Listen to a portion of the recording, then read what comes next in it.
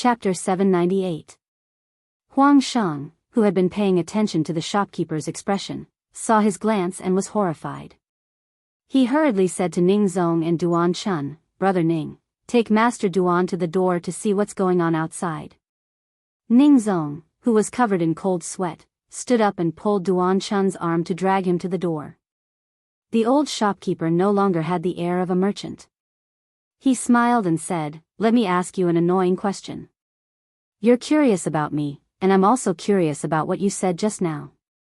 You're familiar with Bei Meng, Liang, Zhao Go, and Cobweb. Ordinary aristocratic families don't have such treatment." Huang Shang, who was about to become an official in the capital, suddenly interrupted, "I'm only taking advantage of drinking today, and I'll only talk about drinking in the future. If you two trust me, I'll continue to sit here and drink. If you don't trust me..." Before Master Huang finished, Su Fengnian picked up the wine jar with a smile and filled Huang Shang's half-bowl with wine. They were all smart people and didn't need to say anything. The shopkeeper's eyes softened. He drank a mouthful of wine and then looked up at Yuan Zuozong, who had been silent. He said straightforwardly, "Yuan Baixiong, I've been fascinated by the battle in the princess tomb for a long time." Yuan Zuozong narrowed his eyes and smiled. "Compared to the battle at Boyang Lake, it's a far cry." Huang Shang was shocked and speechless at first, but he suddenly understood and smiled bitterly. Finally, he lowered his head and murmured, "There's no such thing as taking advantage for free in the world. But this wine is spicy, but it warms my heart. After sitting here today, I have no regrets in this life." The shopkeeper stared at Su Fengnian and said something shocking. "I heard that the heir of Beiliang traveled 3 times and went all over Liang and Beimeng. Do you have nothing better to do? Young Master Su, can you explain a little to me?" Su Fengnian stopped drinking and tucked his hands into his sleeves. "In the beginning, I was fleeing. Later on, I wanted to take a look around. I wanted to walk the path that old man had walked all those years ago and take a look at the great country that he had conquered. As for why I went to Northern Mang, if I were to really talk about it, this half-full jar of wine on the table is not really enough." The shopkeeper shook his head and said, "There really isn't any wine left." He rubbed his face and sat next to the window. He looked out the window and chuckled softly, looking at the great lake of Southern Tang, below the 9-story tall building, connecting all 8 directions and holding up half of the sky. "Good mountains and good waters greet me from the bottom of my eyes." His accent remained unchanged. "When the wind is clear and the clouds are broad, with a few jars of inferior wine, we discuss the affairs of the 2 dynasties, moving unhindered through the annals of history. Wouldn't it be delightful to eat and drink all the blocks in one's chest? Isn't that great?" Su Fengnian said softly, "Merits and demerits are recorded in history. Good and evil can only be judged by the King of Hell." Huang Shang, who was supposed to be quiet, drank a bowl of wine and wiped the corner of his mouth with his sleeve. He sighed and said, "The history of each dynasty is only written in the hearts of the emperors. The winner is the king and the loser is the bandit." Only 5 words. The old shopkeeper repeatedly murmured the 2 words, "Loser is the bandit." Unexpectedly, tears flowed down his face. He suddenly raised his head and drank all the wine and tears in the bowl. It doesn't matter if great ancestor Gu's whole family died. In the end, there were still some elders of Southern Tang who said a few good words. Since ancient times, how many emperors who sat on the country would rather be ashamed of their ancestors and the people? The world said that before Du Jiankong drank the poisoned wine, he stomped his feet and cursed the previous emperor for being muddle-headed. Nonsense.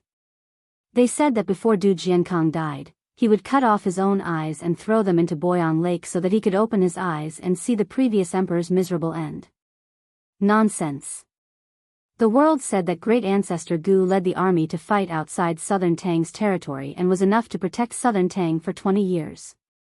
Nonsense. What a good and evil King Yama. What a winner is the king and the loser is the bandit. Great ancestor Gu struggled at death's door for 20 years. Today, he heard these 2 words. Su Fengnian stood up and said calmly, "Su Fengnian of Beiliang greets General Gu." Su Xiao once said that great ancestor Gu was full of guts. South Gu was far better than North Gu.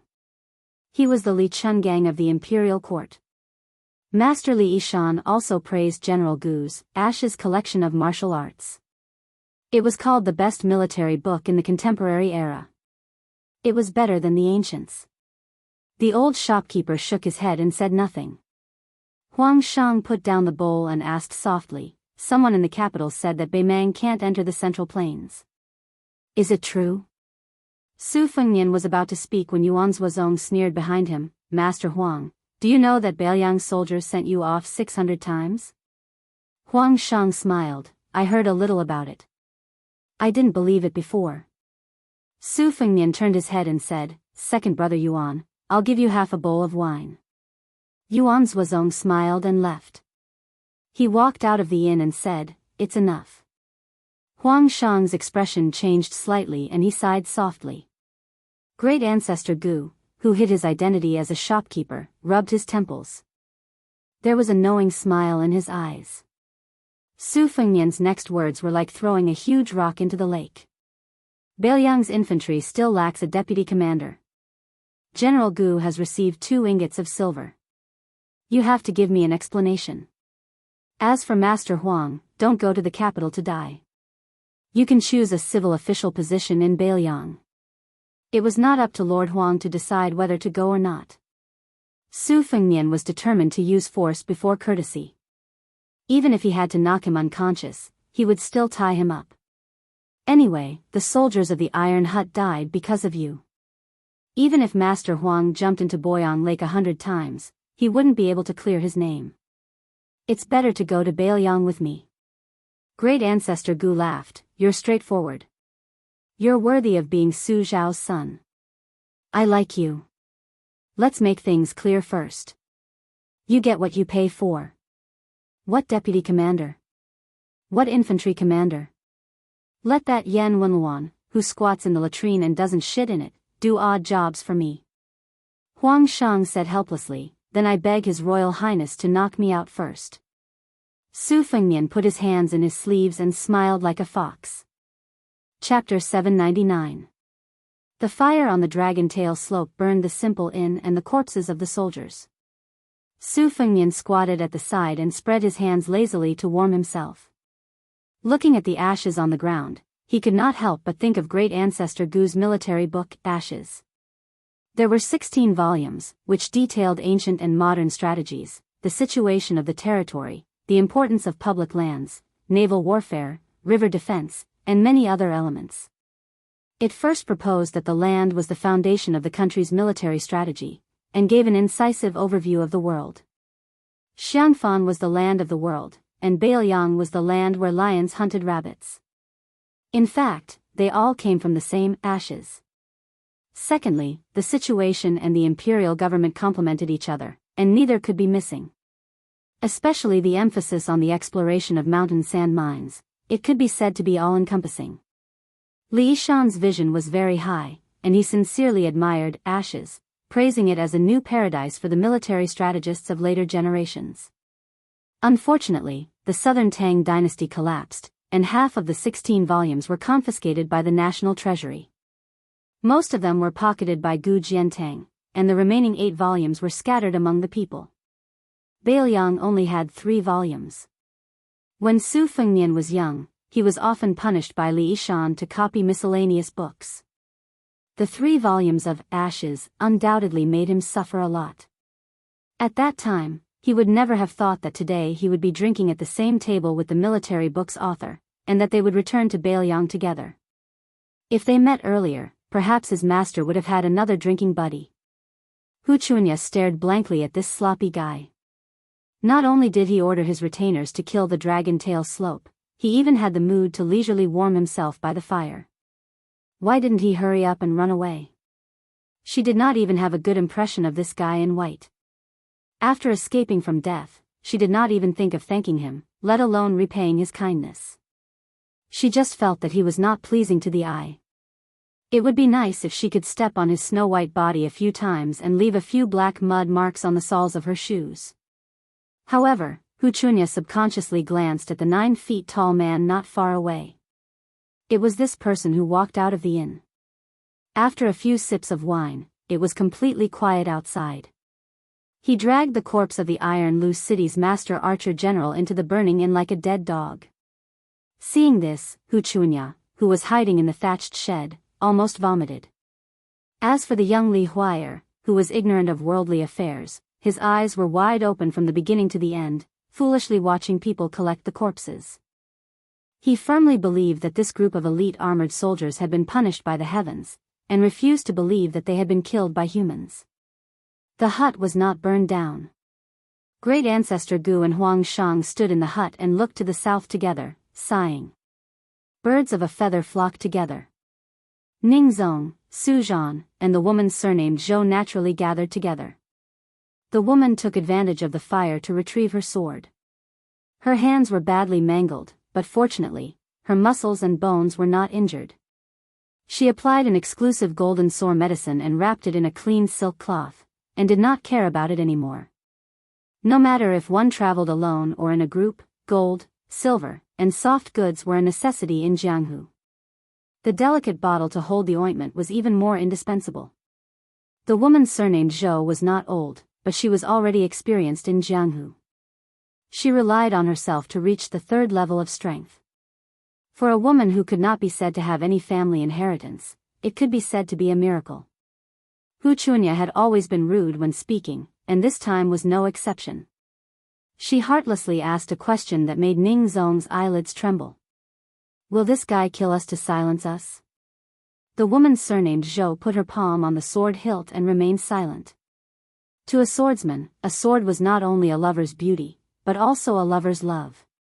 Sometimes, it was also a strict senior. Looking at a sword was like looking at a person, reminding people that Li Chungang once held a wooden horse and ox with a sword. Dong Tai also twisted a peach branch like holding a sword, and the 9 swords of the Wu family held a sword until they died in the wilderness of Beimang. In Jianghu, there were many sabersmen who turned to swordsmanship, and few swordsmen who turned to other weapons. Practicing swordsmanship from childhood to old age, they stuck to one thing until death. Even if they could not achieve anything in their lifetime, they would not abandon the sword midway. Although Su Zhan's family had declined, a dead camel was still bigger than a horse, and his family was still not thin. His father, Su Dachu, wrote the Observing Skill scripture, which could be said to be a comprehensive collection of staff techniques.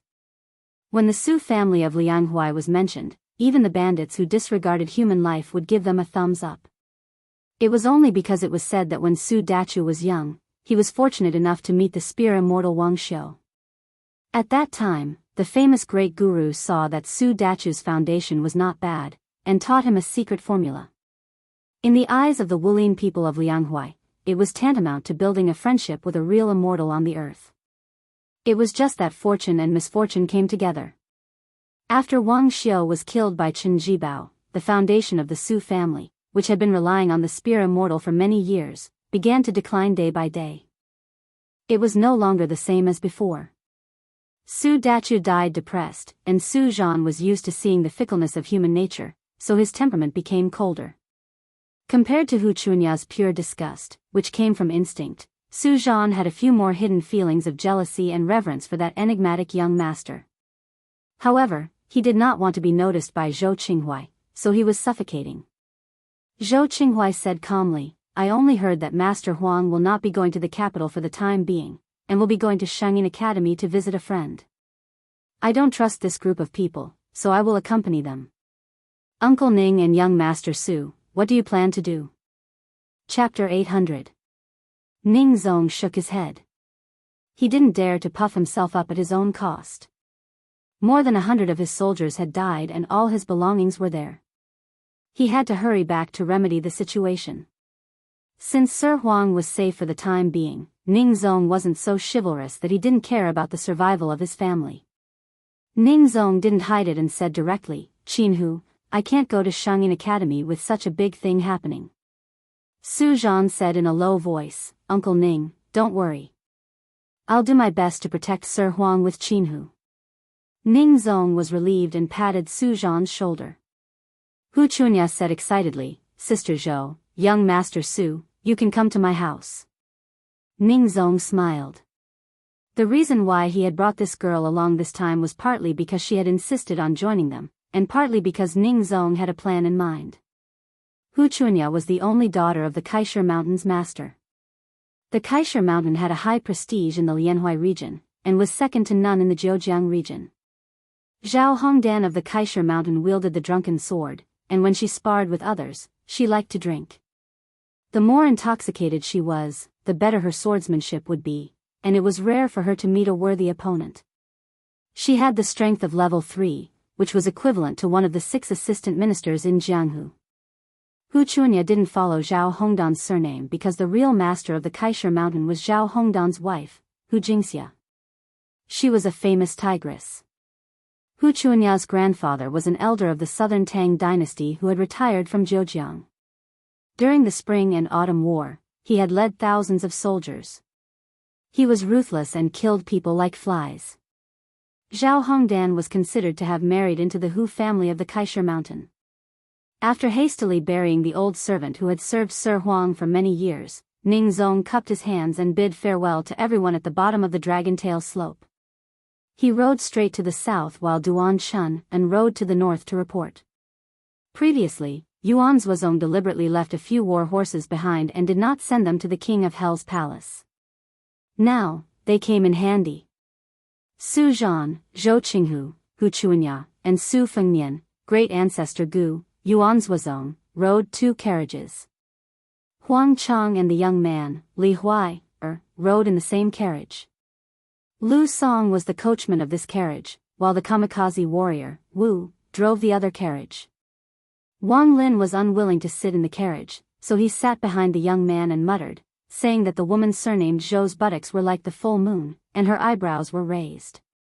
Not only was she good at giving birth, but she was also a seductive beauty. After he brought her into his family, she would definitely give birth to a large nest of babies. Ever since Wu left the Shenwu city, he had been arguing with Wang Lin. Now that they were talking about a woman's figure, they were on the same side for the first time. This was how children were. They were the most unwilling to show weakness on this topic.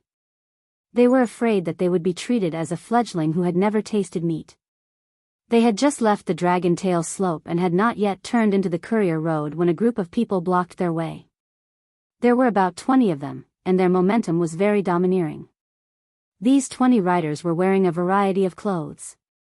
There was an enchanting woman wearing a colorful thin gown in the winter, and a handsome and delicate young man nestled in her arms. There was a boorish man who was bare-chested and had a live snake as his belt. There was an old man in brocade who was dozing off. His head was nodding like a chicken pecking at rice. There was a handsome young man who was holding a folding fan and wearing a fox fur coat. There was an iron tower giant who was 10 feet tall and held a copper ball in his hand. There was also a dwarf who was jumping around. He was standing on a tall horse that did not match his body size. His big robe was almost dragging on the ground. He was so bizarre that people would think that they had fallen into the ghost city of Fengdu. Hu Chunya looked on with a sluggish expression. This time he really hit the nail on the head. He had seen a ghost during the day. Su Zhan and Zhou Qinghu's gazes met, and they both saw a trace of horror in each other's eyes. Although the 20 riders were blocking the path, their positions were very clear. The 2 of them recognized the rider at the back, a bald man with a scarred head like a monk. However, he was wearing a rare Taoist robe that was neither from Mount Longhu nor Mount Wudong. On his shoulder stood a gorgeous parrot. This person could be considered the #1 great calamity in the Jianghu of the 2 rivers. He killed people as he pleased. Even Master Liang had suffered a great loss under his hands. At that time, Chaosher Mountain was angry that a woman in the volcano had been humiliated to death by him. They did not hesitate to mobilize all of their forces, mobilizing 100 light cavalry servants. However, even Zhou Bao and Zhou Qinghu were unable to do anything about it. However, this kind of troublesome devil was only stopped at the back of the 20 riders. Everywhere in the Jianghu, one's seniority was determined by how much strength one possessed. If one's strength was not up to par, one would have to obediently sit on the side. However, they were unable to succeed. The leader of the 20 riders kept a distance behind them. He was a sturdy man with an ordinary appearance. Whether it was his appearance or adornment, he was not eye-catching. Behind him, a coquettish woman in a colorful thin dress clicked her tongue and pretended to be surprised. Ghosts wailed and wolves howled at the Dragon Tail slope, and more than 100 bowls of Mang Po's soup were handed out on the Bridge of Helplessness. This young master's skills are not inferior to our devil sect. Su Fengnian frowned. Devil sect? 60 years ago, the great immortal Qi Xuanjun had single-handedly wiped out 6 devil sect celestial demons on the devil-slaying platform. It was earth-shattering. Since then, the devil sect, which was at its peak, had been unable to recover. Like a rat crossing the street, they only dared to act sneakily. How did they manage to gather such a large group of disciples and disciples today? Could it be that they were trying to recruit him into the devil sect? Could it be that after hearing that Hong Shixiang, the reincarnation of Qi Xuanjun, had committed suicide, these guys really thought that it was time for them to make a comeback? Su Fengnian gently squeezed the horse's belly, and the horse's hooves were light. He asked with a smile, "What? You want me to be the leader of your devil sect? You have good taste." Chapter 801. Hearing Su Fengnian's arrogant words, the woman was like a fox demon coming out of an ancient temple deep in the mountain. Her delicate hand pushed away the pale green youth in her bosom, who was as handsome as a woman. She held her chest and pretended to be resentful. Her charming eyes were like silk as she said, "Nujia doesn't mind Gongzi becoming the cult leader, but Nujia's words carry little weight. I can't keep my word." Su Fengnian's horsemanship was exquisite. Even if he did not wave the whip with both hands in his sleeves, the warhorse still stopped as if it had a tacit understanding. With a mocking smile he asked, "Your devil cult has dominated the Jianghu for 100 years, but your vitality was greatly damaged by Qi Xuanjun alone. For the last several decades you have been like a stray dog. I heard that even the second-rate schools dare to ride on your head and defecate and piss. What good will it do for me to be the cult leader who doesn't live up to the name? Don't tell me I have to pay for your basic necessities. Look, your auntie can't even afford to buy thick clothes. And that poor man holding the copper ball, his upper body is bare. And then there's that parrot behind him, let me see, its breed is not good. It's a primrose that costs only several hundred taels of silver. If it were me, if I wasn't the Shi Fei, who can't be bought with 100 taels of gold, how could I have the face to roam the Jianghu?" Hu Chunya rolled her eyes and angrily said, "This fellow really doesn't know life from death. He's a jinx. If it weren't for him, we wouldn't have run into this group of big devil heads." The fox-like woman who was called Auntie smiled sweetly and sweetly said, "Auntie is too poor to wear warm clothes, but don't I still have you, Gongzi? Let's go back and find a mandarin duck brocade quilt to cover ourselves. We'll be honest with each other and snuggle for warmth."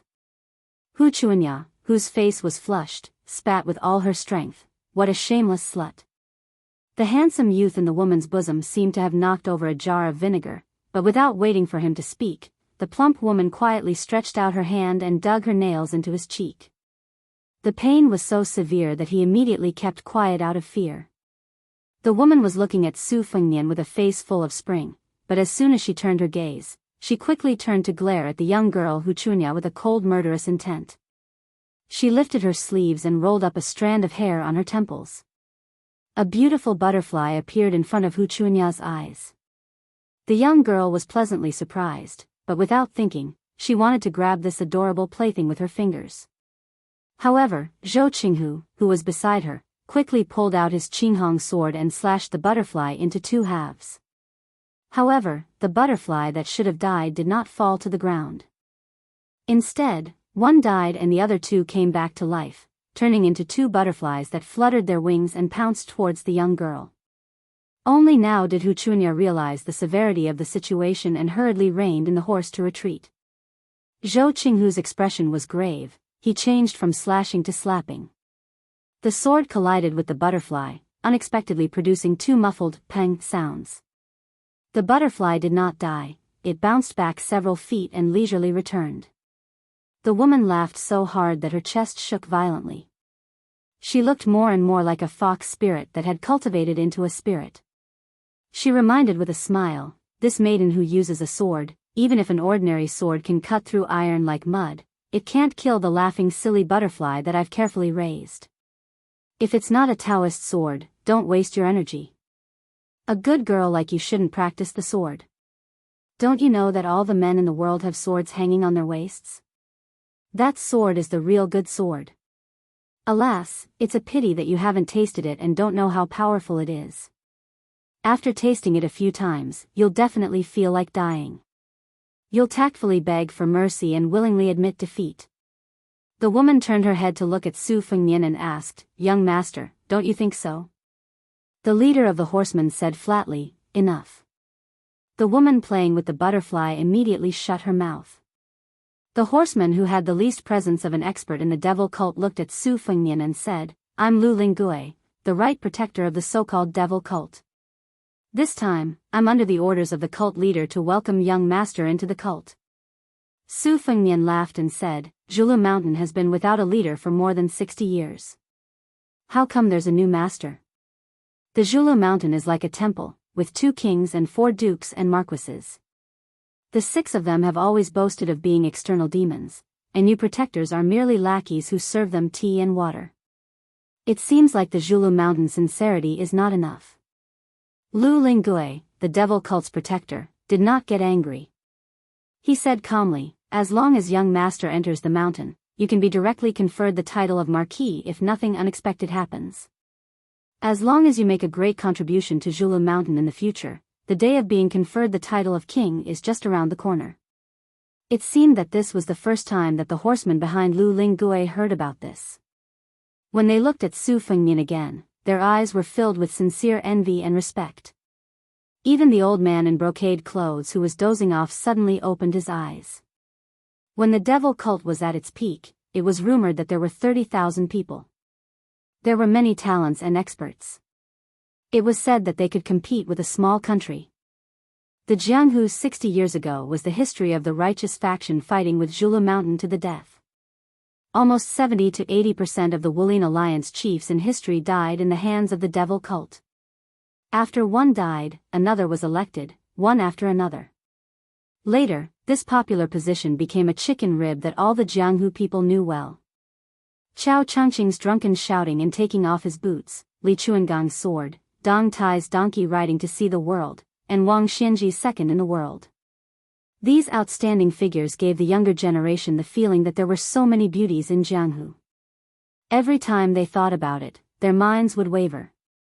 As for the big and small demons involved with Zhulu Mountain, they seemed to have a lot of bad deeds. They either drank people's hearts and livers, plucked yin to nourish yang, or killed an entire family with a snap of their fingers. This was especially true for the past leaders of Zhulu Mountain and the 6 sky demons. It seemed that it wasn't enough to dominate Jianghu. They also wanted to conquer the world. When the Central Plains lost the deer, all the heroes in the world would chase after it. This was the meaning of Zhulu Mountain. When Su Shao led the iron horse into Jianghu, the target of his attack was Zhulu Mountain, which was shrouded in clouds and fog. It was said that the mountain had been accumulating gold and silver for hundreds of years. It was so rich that it could rival a country. Unfortunately, the Bailiang cavalry stopped at Dragon Tiger Mountain. Su Fengnian was absent-minded for a while, so the spirit turtle didn't rush him. However, the brute with the bronze ball who was ridiculed by Su Fengnian didn't have the leisure to wait for the cold in the winter. He raised his palm high above his head and lifted the huge bronze ball weighing hundreds of kilograms. He shouted angrily and threw it at the pretty boy with a disgusting smile. The bronze ball was as heavy as a mountain. Yuan Zhuozong rushed out with an iron spear in his right hand. He waved his left hand and easily knocked away the bronze ball. 1 man, 1 horse and 1 spear galloped forward. The spirit turtle was a little annoyed and didn't care about Yuan Zhuozong's ability to knock away the heavy bronze ball. But when he rushed forward with a spear in his hand, the spirit turtle became serious. The woman who was playing with butterflies was the first to dodge. Obviously, she didn't want to join in the fun. The spirit turtle wanted to test the white-haired young man's real strength. After a little hesitation, it reined its horse and dodged. The other horses did the same. So, only Yuan Zhuozong was left to confront the man who lost the bronze ball. The brute sneered to boost his courage. The muscles in his arms swelled up like dragons. He was about to grab the spear with his bare hands. However, the next moment, his body was suspended in the air. The spear penetrated the brute's strong body. Not only that, but the huge force also knocked him off the horse and lifted him in the air. The strong brute fell to the ground and died. Yuan Zhuozong with the spear turned his horse around in the encirclement of the demons. No one dared to provoke him. Hu Chunya opened her mouth in horror. That's it? Shouldn't the demons beat the white-haired young man until he was rolling on the ground? Su Zhan's eyes were strange. There was an ancient saying in Jianghu that said 3 parts of the stick technique and 7 parts of the spear. The stick, and the spear were all connected. Generally speaking, the spear was a line, and the circle was wonderful. The stick could hit a large area, and it was like torrential rain. Su Zhan had been immersed in the stick technique for many years. His father's generation was famous in this area. For the casual spear of Yuan Zhuozong, there was nothing unusual about it. However, Su Zhan knew the meaning of this spear. It was the peak state of the observing skill scripture of his father, Su Dachu. People who practiced martial arts were always confused by the dense and complicated moves in the secret manuals. However, once they crossed the threshold and broke through the paper window, it became easier and easier to understand. There was no need to memorize many words, and there was no need to use hundreds of fancy moves. When a master faced an enemy, life and death were often decided. The living would have a bad reputation, and the dead would be reincarnated. The spirit turtle was indifferent to the dead man. He praised indifferently, "No wonder you are known as the most powerful General Yuan Baixiong on the spring and autumn horse." Yuan Zhuozong pulled the spear and retreated slowly. He was unparalleled. Even Hu Chunya, a girl who was obsessed with insignificant things, was in a trance. He was so cool and unrestrained. She continued to curse in her heart. It was really a pity that such a valiant hero was actually a servant of someone who only knew how to talk fast. Su Fengnian laughed. "Fortunately, Wang Xiaoping of Wudong is not here. Otherwise, none of you can leave." As he spoke, a middle-aged Taoist with a brand new peach-wood sword appeared behind the 20 riders. After the battle in Divine Martial Arts City, the elusive Wudong sword maniac had set up a formation as if he was the oriole behind the mantis. Su Fengnian laughed shamelessly. "I said I was a jinx. Sure enough, it comes true every time." The Taoist was 1 foot tall, and the devil was 10 feet tall. But today, the Taoist was 3,000 feet tall. Chapter 802. With Yuan Zhuozong and Wang Xiaoping at the back, the people of Zhulu Mountain were all cultivators. Most of them had lost the will to fight. The beautiful woman saw that the situation was not good, so she decisively took back the pair of colorful butterflies. The butterflies flew around her and returned to her sleeves. The world recognized Wudong Shintu's sword and Gu Jiantang's Nanhua saber as the #1 talisman weapon in the world. Gu Jiantang was in the center of the imperial court and was just an unreachable statue in Jianghu. Wang Xiaoping was different, especially for devils like women who studied unorthodox methods. She was the bane of their lives. Playing witchcraft in front of Wang Xiaoping was like courting death. Wang Xiaoping's talisman sword could break 10,000 spells. But the land spirit turtle and several other powerful figures in Zhulu Mountain did not lose their color even when they saw the Wudong sword maniac. The land spirit turtle was even more calm and said softly, "Zhulu Mountain is waiting for you at the foot of the Dragontail slope. We only want to welcome you to be conferred the title of Marquis. We don't want to provoke you. The reason why we have gathered so many people is that we are worried that you will think that Zhulu Mountain is not sincere enough." The spirit tortoise, who was not good with words, was carefully weighing its words when it was interrupted by Hu Chunya's crisp laughter. However, this time, Zhou Qinghu and the others did not blame the little girl too much. The scene in front of them was simply too unexpected. The nearly 20 riders behind the spirit tortoise also reacted and whispered among themselves. Su Fengnian didn't know whether to laugh or cry. The Wudang Taoist with the peach-wood sword on his back came in a hurry, leaving everyone aside. Probably because he didn't like Su Fengnian's pretense, Su Fengnian, who had his hands in his sleeves, casually raised his cuffs and wiped his cheeks. This vulgar action caused the woman's delicate body to sway. The handsome young man in her arms with a gentle face hated Su Fengnian even more for taking all the limelight. Su Fengnian was in a good mood today and did not mind these people from the devil cult blocking his way. He said, "If Zhulu Mountain is sincere, ask your hierarch to come and see me in person. Otherwise, there is no need to talk." Conferred the title of Marquis? I can't believe you have the guts to take it out. Those demons, who had been prejudiced by their first impressions, were used to sitting on a mountain and watching the world. At this moment, they also remembered that the young man in front of them would one day become the king of Bailiang. The vassal kings of Liang were powerful and influential. Who could defeat the king of Bailiang? This time, deer-chasing mountain was indeed a little petty.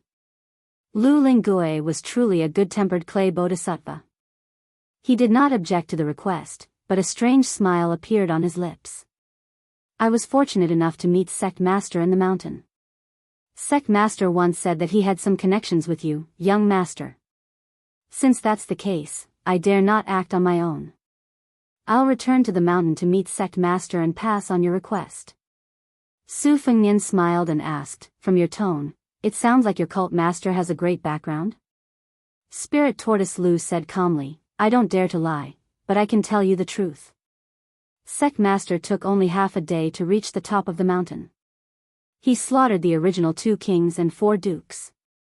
At this time, Deer Chasing Mountain has already recruited 4 first-level masters and half of the mysterious Finger Vajra. Aside from me coming to welcome you, there are 2 other groups of people welcoming people into the mountain. Sect Master even went to West Chu's Chao Chongqing in person, asking this Confucian saint to be the senior guest of Deer Chasing Mountain. Su Fengnian was dumbfounded as if he had heard a heavenly book. He mocked, then why didn't your sect master just make Wang Xianji the vice sect master and then make Dong Tai the senior guest? Then he could swallow the Wu family's sword tomb and dominate the martial arts world. Who would dare to oppose him? That's what you call awe-inspiring. Spirit Tortoise Lu said methodically, I'll pass on your suggestion to sect master. Su Fengnian imitated a young girl and chuckled, which could be considered as an order to leave. Spirit Tortoise Lu was quite efficient. He did not waste any more words and turned his horse around to leave with his people. The scantily clad beautiful woman didn't forget to glance back and smile. Su Fengnian stood there in a daze. He didn't care much about the devils of Deer Chasing Mountain, whose strength couldn't be underestimated. However, he was a bit wary of the cult master who was like a flood dragon in the clouds. Although Su Fengnian didn't believe Spirit Tortoise Lu's words at all, he didn't lower his guard at all. Deer Chasing Mountain had stood in Jianghu for 800 years. The catastrophe 60 years ago wasn't the most tragic in the history of the demonic cult. 100 years ago, almost all the sword immortals, except for Ancestor Lu, who was the first in 500 years, had gone to Deer Chasing Mountain and killed a lot of people. In each dynasty, the founders were mostly talented and wise, and their successors were not too far behind. Occasionally, there would be a Lord of Resurgence who would turn the tide, but he could only prolong the dynasty's reign. However, there were a total of 9 cult leaders of Deer Chasing Mountain, including the previous Lu Songtao. All of them were the overlords of Jianghu who were only one step away from Wang Xianji. The cult leader's seat would be left empty for decades rather than for a mediocre person to sit on. Whoever became the cult leader, no matter how unknown they were outside of Deer Chasing Mountain, would definitely be an extraordinary figure. Take Lu Songtao for example. After he suffered qi deviancy derangement, he left Deer Chasing Mountain and killed more than 10,000 people. This caused the Jianghu and the imperial court to feel uneasy and try their best to stop him. However, it was all to no avail. In the 9 kingdoms of spring and autumn, Lu Songtao had killed 2 emperors. One of them was dismembered by Lu Songtao on the dragon throne, while the other lost his head on the dragon bed for no apparent reason. The number of officials, generals, and ministers in the Central Plains was uncountable. It was rumored that in the end, the divine master of Dragon Tiger Mountain, Zhao Gusu, personally went to the Dragon Lake and sacrificed 6 purple golden lotuses. She used the power of a celestial to engrave the prophecy of the 9 words and killed Lu Songtao from thousands of miles away. The outstanding people of the same generation as Lu Songtao, be it the Sword Immortals or the people of the 3 sects, without exception, did not attain immortality. It was probably because the will of heaven was angry that it did not do anything, so the gate of heaven was closed for 20 years. Su Fengnian laughed at himself. A few years ago, he liked to listen to stories of people like Lu Songtao the most. When he really thought that he had rolled back and forth in the mud a few times, he no longer envied him. Lu Songtao flew all day long and could not be killed by hundreds of slashes. What kind of Jianghu people were they? They were all immortals. Su Fengnian shook his head slightly and shook off his messy thoughts. He did not want to think about the Zhulu mountain or the hierarch. He pulled out his sleeve and made a gesture to move forward. Great Ancestor Gu, who had demanded an exorbitant price for the position of commander of the Bailiang infantry, followed quietly. The two of them walked side by side. The old man, who was no longer lethargic, laughed softly and said, "Your Highness, I shamelessly asked you for a troublesome official position. Please don't take it seriously. Now, I know what the Bailiang cavalry lacks and what they need. I won't cause you any trouble." Su Fengnian did not puff himself up at his own cost. He nodded and said, "Previously, I let the Huaihua Great General Zhong Hongwu take off his armor and return home. My actions were not honorable. It would not be easy to immediately make a move on Yan Wenluan, even if Su Shao personally made a move, let alone me. But please rest assured, General Gu. The position of the deputy commander of the infantry will definitely be yours." Great Ancestor Gu laughed and asked, Great Ancestor Gu, have some fame in naval warfare. As the deputy commander of the infantry, aren't you afraid that Yan Wenluan, who has outstanding military achievements, will push you aside and make you lose face? Even you, the one who recommended him, will be disgraced? Su Fengnian shook his head and said, "On the surface, it seems that Yan Wenluan has the right time, place, and people. However, when I first traveled the Jianghu, there was a saying on the inn's wall, the one who stands at the top cannot sit for too long. Don't rely on a moment of pride to cover the future. Yan Wenluan has cultivated his direct descendants for 20 years, resulting in a pool of stagnant water. This person seems to be at the peak of his power. His words carry weight in the Bailiang infantry, but in fact, he is not really an iron bucket. In the officialdom, a local snake has its advantages, and a dragon that crosses the river also has its advantages. Besides, if Yan Wenluan's table manners are too ugly and he really wants to lose face with a hedonistic son like me, I will take advantage of this situation and let him accompany Zhong Hongwu to enjoy his grandchildren." Great Ancestor Gu turned his head and glanced at the carriage that Huang Shang was in. He sighed and said, "If Huang Shang is a foolish but loyal scholar, he will not go to Bailiang." Chapter 803. Su Fengnian smiled and said, "The descendants of Bailiang's generals are the so-called descendants of generals. Other than some second and third class families, very few families let their descendants go to the border to live a military life.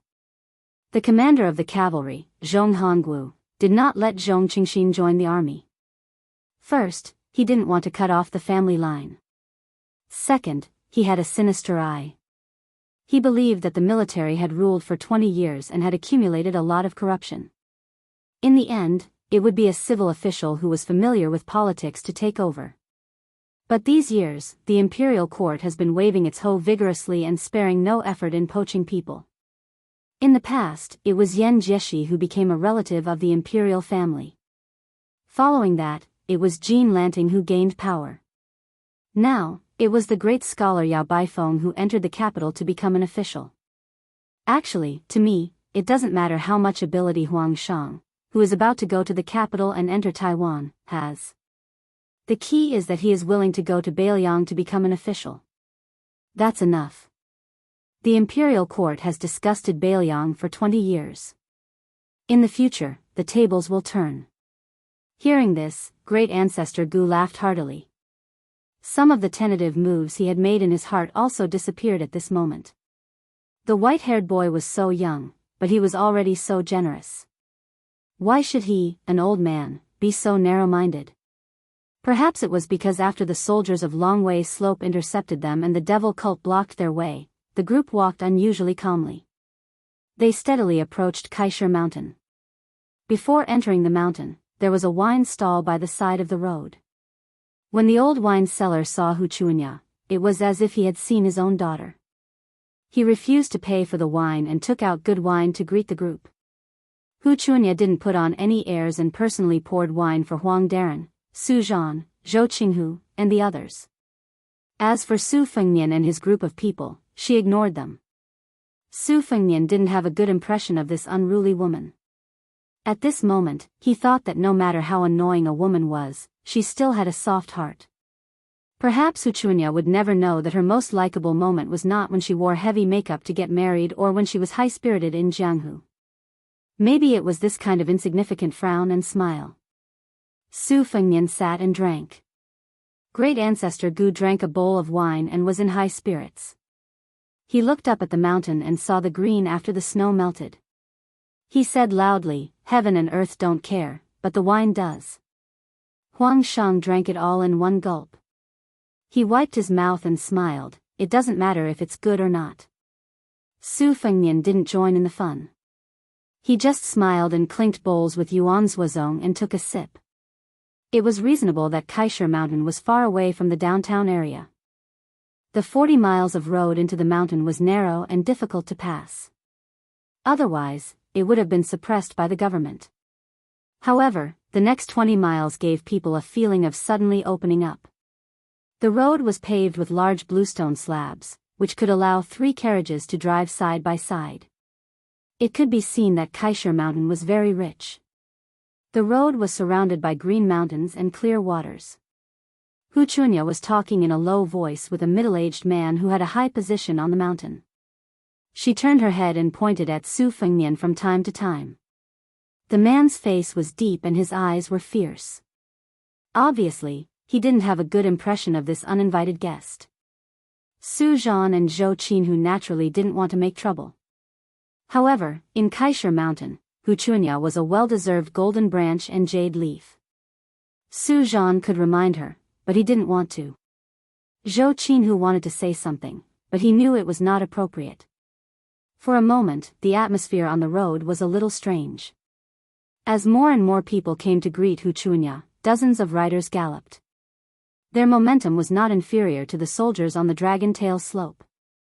The voices of "young lady" rose one after another, which made Hu Chunya proud. Especially when a green-robed swordsman with an elegant look rode down the mountain alone and appeared in her sight, Hu Chunya's eyes were wet as if she had been greatly wronged. The swordsman with a good temperament was like a man in his 40s. The older he was, the more popular he was. There was an ancient long sword at his waist with 2 hanging tassels. In addition to the sword, there was also an eye-catching wine pot. The green-robed man bent down on the horse and patted his daughter's head lovingly. Then he cupped his fists and bowed to the crowd. Su Zhan and Zhou Qinghu, the 2 juniors, hurriedly bowed back respectfully. Kaisher Mountain was rich and had a lot of people. They roamed Jianghu alone and couldn't afford to offend them. Relying on friends outside, especially nameless soldiers roaming Jianghu, was the same principle as a young scholar hoping to make a name for himself in the literary world. They all paid attention to the fact that many hands picked up firewood to make a name for themselves. It was a blessing to be able to form a good relationship. One's reputation depended on one's own efforts and even more so on the support of seniors. Zhao Hongdan, who had married into Kaisher Mountain, knew his daughter's character. She didn't seem to believe in the slandering words at all. Instead, she paid special attention to Su Qi. When he went up the mountain, he took the initiative to rein in his horse and said gently, "Chunya is still young. Thanks to young Master Su for taking care of her on this trip. I hope young Master Su can be frank with me on this visit to Kaisher Mountain. Since we've met, we're all brothers and can treat Kaisher Mountain as our home." Su Fengnian smiled and said, Su Qi has been famous in Quarry Mountain for a long time. Hero Zhao's 96 drunken swordsmanship is even more well known in Jianghu.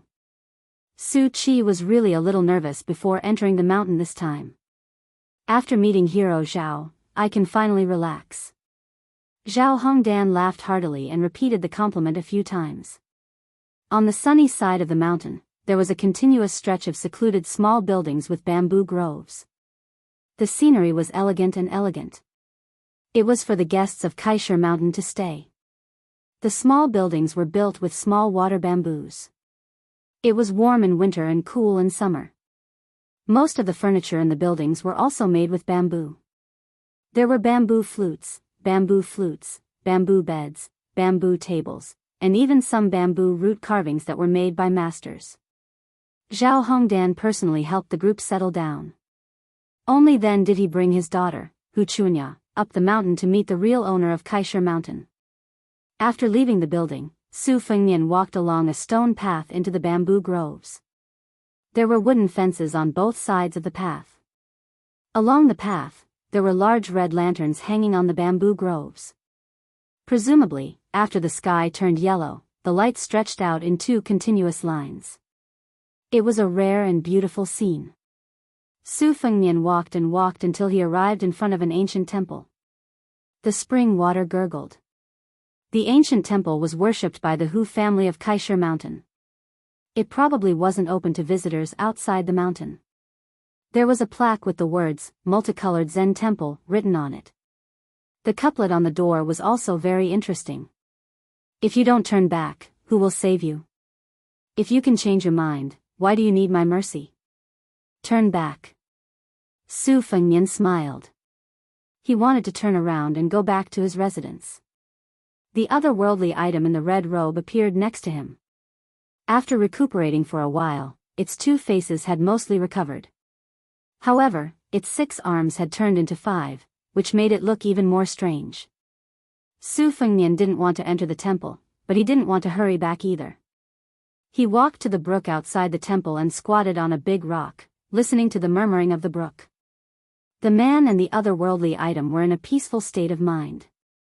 The otherworldly item lowered its head and saw that Shi Yan's boots were stained with mud. It reached out and gently peeled it off. Su Fengnian smiled. "Don't clean it up. It will get dirty when we go back." However, the otherworldly item was still tirelessly doing this quiet and trivial task. A child's ear-piercing scream came from behind them. "Ghost! Ghost!" A group of well-dressed children were carrying bamboo baskets and hoes to dig winter bamboo shoots. They had harvested something in the bamboo forest.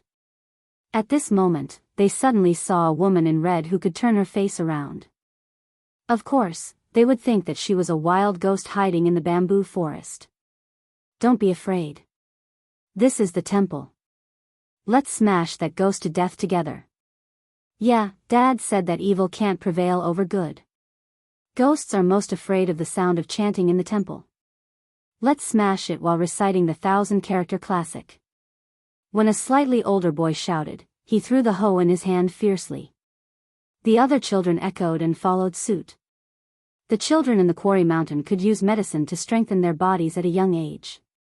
Their strength was much greater than ordinary children's.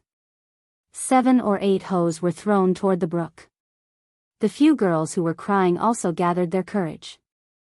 Their arm strength was relatively weak, so they couldn't throw their hoes to the stream bank. They began to recite the 1,000-character classic that almost all private schools would make their children memorize when they entered the school. After throwing the hoes, none of them hit the target. The boys began to bend down to pick up lighter stones. Unfortunately, for some reason, whether it was the hoes or the stones, their trajectories were changed. They lost their accuracy and fell around the white-headed ghost and the red-dressed ghost. The children weren't as timid as they were at the beginning. The more they fought, the braver they became. Even the most timid children began to laugh and throw stones as fun. After throwing all the stones around, they switched to the winter bamboo shoots in the bamboo baskets. Su Fengnian's arm was tightly gripped by it. That was why he didn't turn his head. "Let's go. "Let's call Mom and Dad to beat the ghost," a boy ordered. A little girl glanced at the otherworldly item in the red robe with disdain. She said with disdain, "Ugly. It's really a ghost." She called it an ugly monster. Perhaps it was better than all of Han Diaoxi's fierce methods outside Shenwu City. Su Fengnian was about to speak when he turned his head and saw that other than one of its arms tightly gripping his arm, its other 4 arms were cupping the 2 faces of joy and compassion. Its fingers were like hooks that seeped with blood. It was as if it wanted to tear off their faces. He gently raised his hand and pulled down her fingers bit by bit. He looked at the brook and wrapped his arm around her shoulder, letting her head rest on his shoulder. Her eye sockets were bleeding. For streams of blood and tears blurred her 2 cheeks. Su Fengnian murmured, "Su-ing, how can you be so beautiful? When I was outside Shenwu City, before I borrowed the spring and autumn sword, I thought, it's not bad to die with you." Her face was crying for joy and her face was smiling for compassion. Chapter 804. The sun was setting in the west. At the peak of Mount Lantua, there was a mound of soil that had been used as a prison for almost 40 years. Suddenly, a golden light shone from it, as if a clay bodhisattva had cracked open, revealing an invincible golden body. Other than this mound of soil, there was an old monk sitting cross-legged on the ground, wearing a tattered kasaya. He was old, his snow-white eyebrows drooping down to his knees. He spun around on the ground, exposed to the sun and wind, causing his skin to be dark and wrinkled. It was like a dried-up field, making his white eyebrows look even paler. When he saw the mound of soil loosening and dirt falling to the ground, it was almost imperceptible. However, in the ears of this Tantric Buddhism Dharmaraja, it was as if thunder was ringing in his ears. His long eyebrows fluttered in the wind, and his body became as still as a mountain. As a great monk of Mount Lantua who claimed to have never lied in his life, he and another senior monk had been taking turns to wait here for more than 20 years. The white-browed old monk stood up and lowered his head submissively. He saw the debris falling down continuously and golden light radiating from his body. The immortal was revealed. At this moment, Mount Lantua was suddenly filled with the chanting of sutras. The mountain appeared even more majestic and dignified under the chanting. The old monk facing the east looked back to the west, and the sun was setting. He did not know if it was an illusion, but the mound of soil was like a sleeping lion that finally stopped napping. After opening its eyes, it shook off the dust and began to swallow the mountains and rivers. The afterglow lit up, and compared to the radiance of the sun in the sky, the brilliance was not inferior at all. Mahavarakana. The elderly Dharmaraja slowly turned his head, and an old monk who seemed to have returned to the world of the living appeared in his vision. Compared to the white-browed old monk who was more than 100 years old, he was even older and more muddle-headed. He was withered and skinny, and probably did not even weigh 90 jin. Such a physique could be said to be extremely weak. Although Mount Lantua did not advocate martial arts, the senior monks of the past, like the six-jeweled guru who was only his junior, were not weak in terms of cultivation base. Bodhisattvas lowered their brows in benevolence, and at the same time, they could subdue dragons and elephants. In the white-browed monk's vision, the old monk was silent and lifeless. Esoteric Buddhism had always been regarded as heretical by the central plains of the eastern land. In the final analysis, it was the Confucianism and Taoism that held grudges against each other. Now that the Liang dynasty and Beimang had almost wiped out Buddhism at the same time, it was actually Zen Buddhism that was destroyed. However, the white-browed old monk wanted to see the general trend after this catastrophe of Buddhism. He could not do it himself, so he could only pin his hopes on the pure clean lion in front of him who had made a great vow to not only become Buddha himself but also to make all the people become Buddhas. The withered old monk finally opened his mouth. Before he spoke, he slowly exhaled a mouthful of turbid air like gray smoke. The filth in one's body and mind is like a glass bottle that can be broken with a hammer. But all living beings have 1,000,000 glass bottles, and the hammer is in the east. The white-browed old monk's expression changed as he clasped his palms together and chanted. From west to east, if I don't enter hell, who will? After saying this, the withered old monk, who was even older than the 100-year-old Dharma king of Mount Lantua, reached out his hand and touched the top of his head. It was as if he had smashed himself with a hammer, dispersing the golden light and illuminating the mountain peak. The white-browed monk's expression was sorrowful. Smashing the glass bottle with a hammer should have allowed one to become Buddha and achieve the supreme Dharmakaya. However, the monk knew that the monk in front of him was not like that at all. Above the west mountain, an unusually bright sun seemed to have lost its support. After the monk's self-empowerment, the sun quickly dimmed and the afterglow disappeared as it hurriedly fell down the mountain. The monk, who had white eyebrows that reached his knees, looked up again and could no longer see the old monk who had been enlightened for 40 years. There was a saying in the two Zen temples that one had an epiphany, but this pause had been rather long. The old monk could only hear the chanting of sutras all over the mountain. He sighed softly. Outside the Iron Gate Pass, an old monk flew across the desert and the Gobi Desert. Once, he stopped to use his fingers as a knife to cut off the flesh of his arm and feed it to the young eagles between the cracks of the mountain wall. Another time, he squatted in the desert and watched the insects swim away. When the dying old monk came to the Kuei Gate, he seemed to be over 10 years younger than before. He stood still outside the Kuei Gate, absent-mindedly and dizzily. Judging by the people who came in and left the Kuei Gate in a hurry, it seemed that they had been here for days and nights. When the warriors of the Kuei Gate prepared to go and ask them some questions, the old monk had already disappeared. There were many dangerous mountains and deep streams in the northern border of western Shu. It was difficult to reach the central plains. An old monk dressed in a monk's robe moved like a swan. He came and went like the wind. He saw mountains and rivers and stepped on them. His withered skin had already begun to glow, like a winter tree in the early spring. However, his eyes were getting more and more dizzy. His kasaya fluttered in the wind. His next step was where he wanted to land. He met a boatman pulling a boat on the shoal. The old monk appeared at the stern of the boat. He stepped into the bone-piercing cold river and listened to the chants of the Shu men. He slowly pushed the boat for 20 miles. Then, he flashed across hundreds of feet in the deep mountains and old forests. With a loud bang, the old monk suddenly stopped. He held a winter bird that he had bumped into with both hands. His palms were badly mutilated. The old monk's eyes were confused. He first came to his senses, then silently grieved. Then, he fell into confusion again and his eyes became unfocused. He stood there for half an hour. During this time, the heavy rain fell on his head, and the snow and frost penetrated his bones.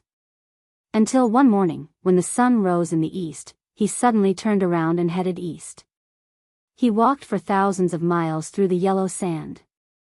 He passed by the pool of Jin City, the ditch of Chien Sun, and the narrow path before he finally set foot on the central plains.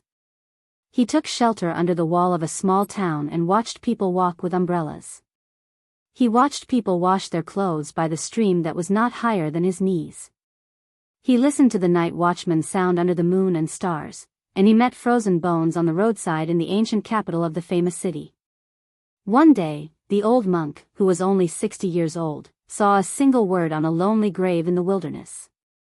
He didn't know why, but after traveling for thousands of miles and seeing thousands of people, he had already forgotten who he was, where he was going, and who he was seeing. The old monk continued to travel east in a daze. One day, he came to a green mountain. The wind shook the pine forest, and the sound was like waves. Using his mind, he floated up to an ancient pine and looked into the distance. He listened to the sound of the pine trees. After a full 10 minutes, he said hoarsely, "Pine trees." He firmly remembered the word Lu. In addition, at this moment, the pine trees were like drums. The old monk was no longer old. He looked like a middle-aged man in his 40s.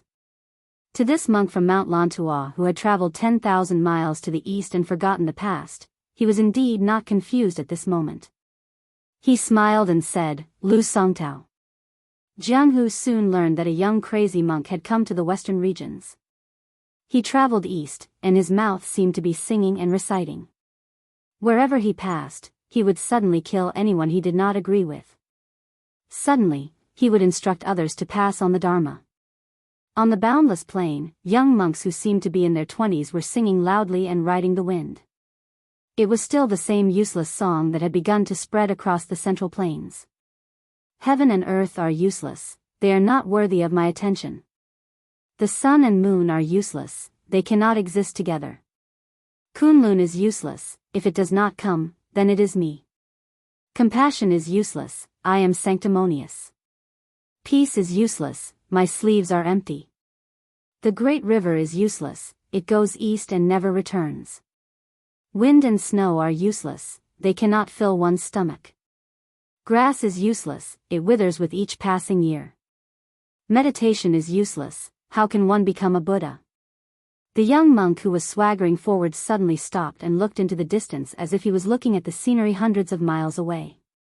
He held his belly and laughed loudly. A series of loud laughter suddenly resounded between heaven and earth. He did not restrain his laughter. The tattered kasaya on his body began to flutter. Wherever he passed, there was no trace of him. He tore a gully in the ground. The young monk sprinted for 600 miles. He broke walls, entered forests, and jumped mountains. Finally, he collided with a white-robed monk who was also sprinting from 600 miles away. The ground within a radius of 3 miles instantly sank into a huge round pit.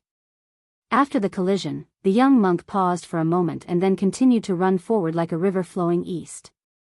He was still laughing. The emperor is useless, it is only 100 years.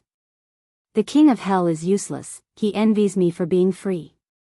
Immortals are useless, all mortals laugh. The sun rises in the east and sets in the west. Where am I going? Who in the world could block the path of this young crazy monk? Dong Tai had already gone to the sea to visit immortals. Chao Chongqing was determined to restore his country. Could it be Wang Xianji in the martial emperor's city? The world did not know that there was a mountain between the crazy monk and Wang Xianji.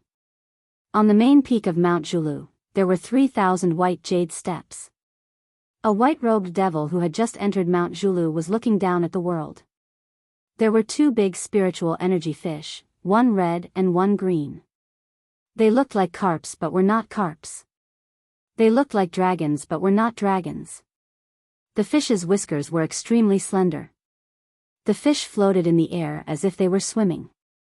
They swam around the white-robed man mysteriously. Besides the 2 strange creatures beside the white-robed man, there were 2 men of different ages near the steps. One of them was standing and the other was sitting. The younger one was less than 30 years old. He was short and had a dull look on his face. He sat on the steps and looked at the mountain scenery with his hand supporting his cheeks. The older one was about 40 years old. He carried a long cloth bag with a broken spear inside. The middle-aged man asked softly, "Sect master, let Deng Mao stop that monk from the west?" It was Bei Mang's words. The white-robed man asked calmly, "Can you stop Tuoba?" The man who called himself Deng Mao laughed self-mockingly and shook his head. The sect master's meaning was very simple. If he could stop Tuoba, he would have the ability to stop that grey-robed monk. After all, even the white-robed monk Li Dongxin had not succeeded. The short man said, even if he is Lu Songtao who escaped a calamity back then, he might not be able to defeat the current Wang Xianji and Tuoba when he was at his peak. The white-robed man sneered, "Wait until you defeat the 9th in the world, Deng Mao. Then you can say that." Deng Mao laughed softly, "It will happen sooner or later. In the future, Bei Mang will have to rely on Hong Jingyan and this kid to support its reputation." The white-robed man did not refute and slowly walked down the steps. The thousands of devils who were crawling on the steps lowered their heads. The white-robed man looked to the west expressionlessly. Since Li Dongxin was unwilling to be entangled, then let me, Luo Yang, fight with you, Lu Songtao. Chapter 805. There was one chapter in the evening and one in the early morning. The child was talking nonsense, not to mention the absurd theory of demons appearing outside the Zen temple. Naturally, they could not afford to make waves. The quarry mountain did not pay much attention to it at first, but Hu Chuanya, who liked to be lively, came to the stream with the children. When she saw the half-familiar figure of the guy, she did not know why she had an indescribable feeling. Hu Chunya hesitated for a moment and walked over to stand by the stream. She glanced at the snow-white man. Originally, according to her temperament, she would only feel comfortable when she returned home after being humiliated outside. However, she was stunned and could not say anything harsh at the moment. Just when the children were confused, a beautiful woman in gorgeous clothes walked out of the Zen temple. She was like a plump peony. Compared to the young Hu Chunya, her embryonic outline was similar, but she had a more mature charm. When the woman saw her daughter's figure, she was stunned for a moment. She smiled and walked slowly.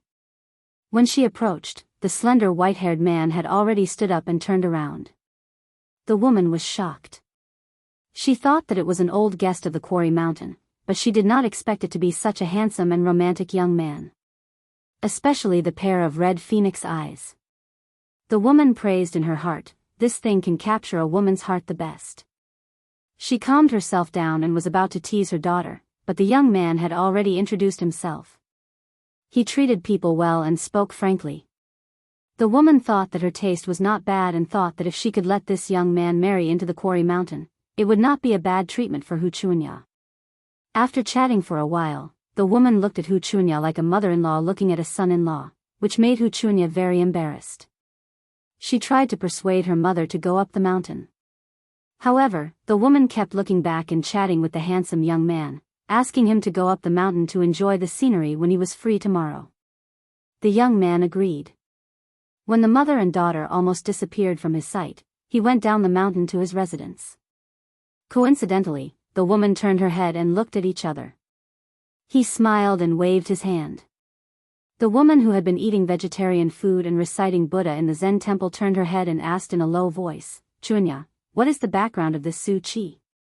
Hu Chunya rambled on about the two disturbances at Long Way Slope. The woman laughed bitterly, laughing at herself for having the thought of letting him marry into her family. She sighed and said, "Then he is not an ordinary son of a general's family. The temple on Kaishir Mountain is too small to keep him." Hu Chunya said angrily, "Why should I keep him? If it were not for Sister Zhou's face, would not let him go up the mountain to eat and drink." The woman stretched out her finger and poked her daughter's forehead. She teased, "No one knows a daughter better than a mother. Why are you still pretending to be a tigress in front of your mother? Don't look at how crazy you are now. Mother knows that when you get married in the future, you will definitely be a good wife and mother." Hu Chunya held her mother's arm and giggled like a spoiled child. She asked curiously, "How did mother know that Guy is a general's son?" The woman was Hu Jingxia, the famous fierce woman of the Quarry Mountain. She said softly, "This young man has the same momentum as your grandfather. He must be a man who has rolled in blood and bones. Even if the government officials are polite to you on the surface and arrogant in their bones, they are not like this. Moreover, you said that this man killed more than 100 Iron Hut soldiers on the Dragon Tail Slope. You must know that in the Liang Imperial Palace, the civil and military officials have always minded their own business. If there is no big shot from the military in their family, they would not dare to be so bold. Otherwise, even if you are the legitimate grandson of the Minister of the Six Ministries, you would not act so domineeringly. You also said that this man's retinue, sitting on a horse, easily stabbed that devil of the devil cult to death with a single thrust of his spear. He is clearly a man who can defeat 10,000 people on the battlefield. Chunya, our Quarry Mountain must not be careless. Come with mother to your grandfather's place and tell him everything in detail." Hu Chunya said angrily, "I won't go." Hu Jingxia smiled sweetly. She just held her daughter's cold little hand and walked slowly up the mountain. Love does not know where it comes from, but it goes deeper. Unfortunately, most of them turn from deep to shallow and forget each other. Su Fengnian returned to the quiet bamboo house and found that great ancestor Gu and Huang Shang seemed to have been waiting for a long time. He apologized and asked for a pot of wine from the maid in the bamboo house. Together with Yuan Zuozong, the four of them sat around the stove. The stove had 4 legs and a big iron basin was placed in the middle. The basin was filled with charcoal and the ashes after the charcoal was burned. The maid squatting by the stove was holding an iron pincer. She gently flipped the charcoal in the basin so that the charcoal would not be too hot and would not be extinguished. She squatted there and the light of the fire shone on her face. Su Fengnian knew the way to deal with this strange stove. He smiled and took the iron pincer from the maid and let her rest first. When the maid walked out of the room, he smiled and said, "If there are sweet potatoes or zongzi from the south, it will be delicious after being roasted. It's the first time I travel and I'm a bit down. But it's not all because I'm hungry. It's really delicious." Chapter 806.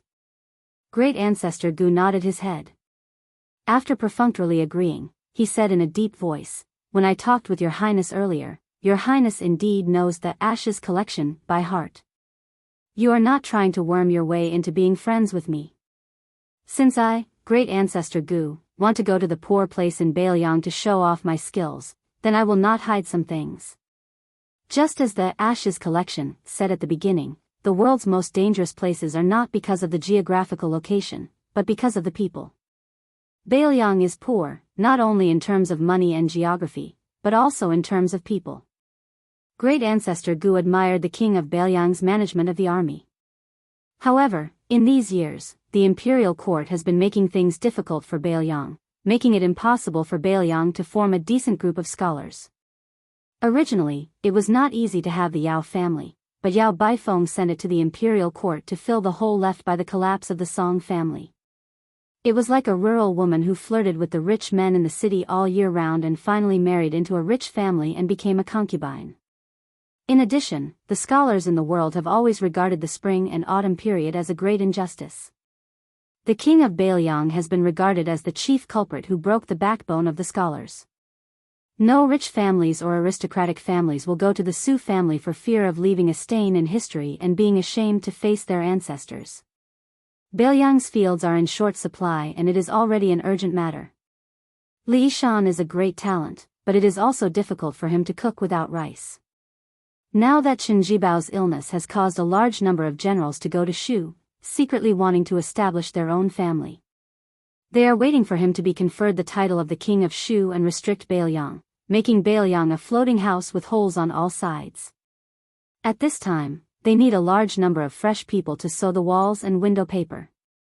The outer wall of Bailiang's courtyard is still fine. With the 300,000 cavalry under the command of the king of Bailiang, neither the Liang imperial court nor the tiger and wolf of Beimang will dare to provoke them easily. However, the window paper that makes the house warm ultimately depends on the civil officials. Warriors can ride fierce horses and carry iron spears, but it is not appropriate to ask them to do embroidery work. Su Fengnian calmly said, "The leader of the Green Party is the Lu family, one of the 8 pillars of Liang, Lu Feiqi. He can be considered a genuine minister of 2 dynasties. He has served in the 3 ministries of military and civil affairs. Before he retired, even the Grand Secretary Zhang Julu had to pay respect to him as a disciple. This old pillar of state has the intention to let a woman from the Lu family marry into Bailiang. This time when I return to Bailiang, going to Shangyin Academy is a private matter. Going to Qingzhou to visit Lu Feiqi is the main business. I am trying to persuade the old man to move his family to the north." Su Fengnian reached out to stir the charcoal fire and laughed, "I couldn't open my mouth in the past. First of all, the marriage wasn't set in stone yet. I was afraid that Bailiang would think too highly of themselves. It's fine if I lose face, but Su Shao can't afford to lose face like this. Moreover, the time wasn't right. At that time, the Green Party in Qingzhou was known for its unity in the imperial court. It wasn't like today when the tree falls. Now, under the control of Zhang Julu, the Green Party has fallen apart. The other 2 families of the Green Party have clung to the Zhang Party and the Gu Party. I think it's time for the Lu family to find a way out for themselves. After all, the Lu family was the most powerful family in the past. They were suppressed by the other 2 families until they couldn't raise their heads. After they completely separated, they couldn't beat the other 2 families. Because now the Lu family is sleeping like a widow." Huang Chang, who hadn't interjected all this time, was puzzled and asked, "Sleeping like a widow? What do you mean?" Great Ancestor Gu laughed loudly and said, "There's no one up there." Huang Chang, who was upright and honest, quietly gritted his teeth and quickly lowered his head to drink. Su Fengnian laughed and said, "The Lu family, which is full of power and influence, is a strong medicine. Sir Huang, who is alone, is a warm medicine. Bailiang can't do without either. In addition, Bailiang is also willing to protect the world and make all the poor happy. Soon, the whole world will know about Chen Shiliang and Lu Wenbao." Huang Chang chewed for a moment and said softly, "Poor scholars, what a good to protect the world and make all the poor happy." Great ancestor Gu's words had always been straightforward. Scholars read the books of the sages, but few of them are wholeheartedly focused on becoming sages. In fact, they are all seeking fame and fortune. Those aristocratic families who have been in high positions for a long time can ignore Bailiang, but the poor scholars who have no foundation are different. Although the imperial court spared no effort to recruit poor scholars after Zhang Julu formed the cabinet, no one is a fool. After so many years, only a small group of people have made a name for themselves. Even if the majority of the scholars obtained scholarly honors, they would still be suppressed by the aristocratic families. If Bailiang's bounty is really worth it, there will be a lot of scholars who have failed to achieve their goals. Perhaps many of Beimang's spring and autumn annals will go south. Huang Chang great ancestor Gu muttered to himself, "Since ancient times, the capital region has been a place of war. Western Shu is the easiest place to grow a separatist power. With the Han family's loyalty, Ji Zhou can control the fate of the world. In the southeast, the land is neither biased nor weak. It is the lack of progress that leads to the lack of self-protection. Great ancestor Gu dares to say that in the next 1,000 years, the situation will be like sitting in the north and swallowing the south. Bailiang's territory is narrow and long. It seems to be a struggle for survival, but it may be a blessing in the misfortune. Raising an army in a cold land is not the same as raising an army in the south. To be honest, I am a boorish man who only knows how to lead an army. If I don't go to Bailiang, where can I go? Can Liang give me 100,000 elite soldiers? Won't I have to worry about whether I will rebel every day? Hey, I really want to rebel. I want to have a good fight with Gu Jiantang. Gu Jiantang destroyed southern Tang. What great ability! Not to mention the irony in great ancestor Gu's words, just the word rebel made Huang Chang break out in a cold sweat. North Gu Jiantang, South Gu great ancestor Gu. Li Shan once commented in the Tide Listening Pavilion that southern Tang was destroyed. It was not Gu's fault. Huang Chang glanced at Su Fengnian. The young man's expression was calm. He seemed to be indifferent to great ancestor Gu's disrespectful and rebellious words. A group of people walked into the bamboo house. Zhao Hongdan and Hu Jingxia were among them. The leader was an old man with a head full of white hair. He was tall and sturdy. He was old but vigorous. Everything had its vanquisher. Hu Chunya was fearless in front of anyone, but in front of this grandfather, she was unusually docile and well-behaved. The old man's surname was Hu Gonglai. He was a remnant of southern Tang. He was once a valiant general in a strategic town on the border of southern Tang. After southern Tang was destroyed, he still led a cavalry in Kaisher Mountain. It seemed that he could not sleep well if he did not hear the sound of war drums and the thunderous hooves. Hu Gonglai was known for his irritable temperament. When he entered the bamboo house, he was even more vigorous. Great ancestor Gu sat with his back to the door. Hu Gonglai was about to speak when he saw great ancestor Gu's back. He was stunned. Although Zhao Hongdan was the owner of Kaisher Mountain in name, he always had a feeling of living under someone else's roof. He had never seen his father-in-law so nervous. For a moment, he was confused. Great ancestor Gu turned around and did not speak. Hu Gonglai waved his hand and ordered his daughter and son-in-law, "All of you, leave." He was the only one left standing in the room. Hu Gonglai, who had a lot of weight in Kaisher Mountain, did not sit down. Instead, he suddenly knelt down with his fists on the ground. He said in a deep voice, "Southern Tang's defense general Hu Gonglai pays his respects to great General Gu." Great ancestor Gu turned around indifferently. He did not look at Hu Gonglai, who was kneeling on the ground. He laughed at himself and said, "How did you recognize me as Great Ancestor Gu?" Hu Gonglai was silent. Great Ancestor Gu sighed and said, "Get up.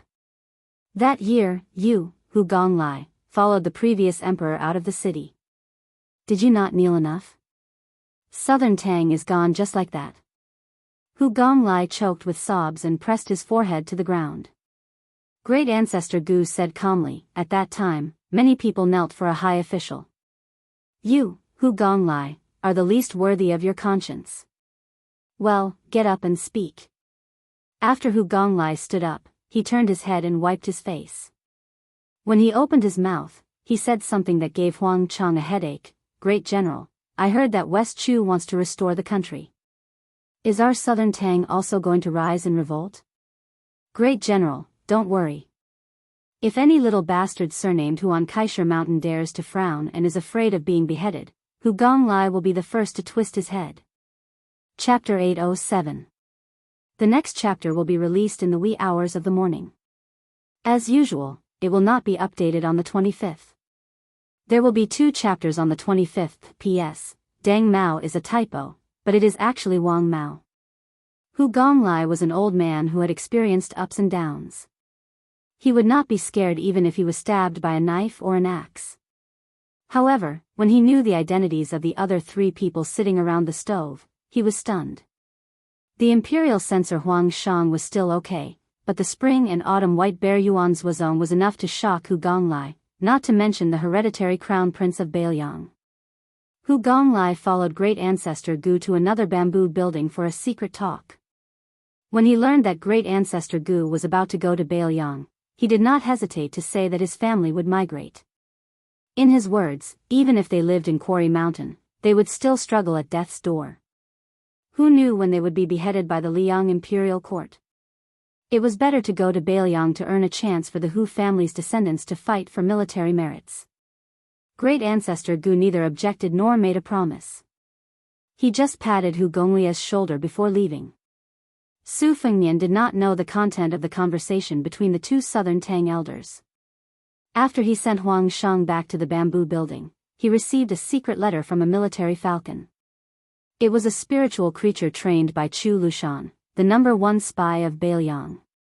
The secret letter briefly explained 2 things. One was that some hidden families like Wang Lin who had taken root in Liang had begun to rise up and move closer to Beiliang. The other was somewhat inexplicable.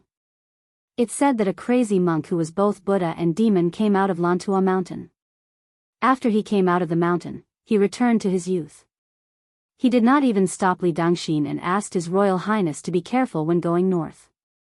After Su Fengnian finished writing about Great Ancestor Gu and Huang Shang, he put the military falcon back and sat in front of the stove with Yuan Zhuozong, who had not left yet. He threw the secret letter with unique handwriting into the charcoal fire. A wisp of smoke curled up. Su Fengnian bent down to pick up the fire tongs and sprinkle some light ash on the charcoal. He said softly, "Jianghu is not peaceful. Lantua Mountain is probably not convinced by the 2 Zen temples and has a monk in white who can carry the Yellow River." When the monk came out of the mountain, he was a decaying old man who had lived for 2 or 3 decades. When he came to the Central Plains from the western region, he became a young man and killed indiscriminately along the way.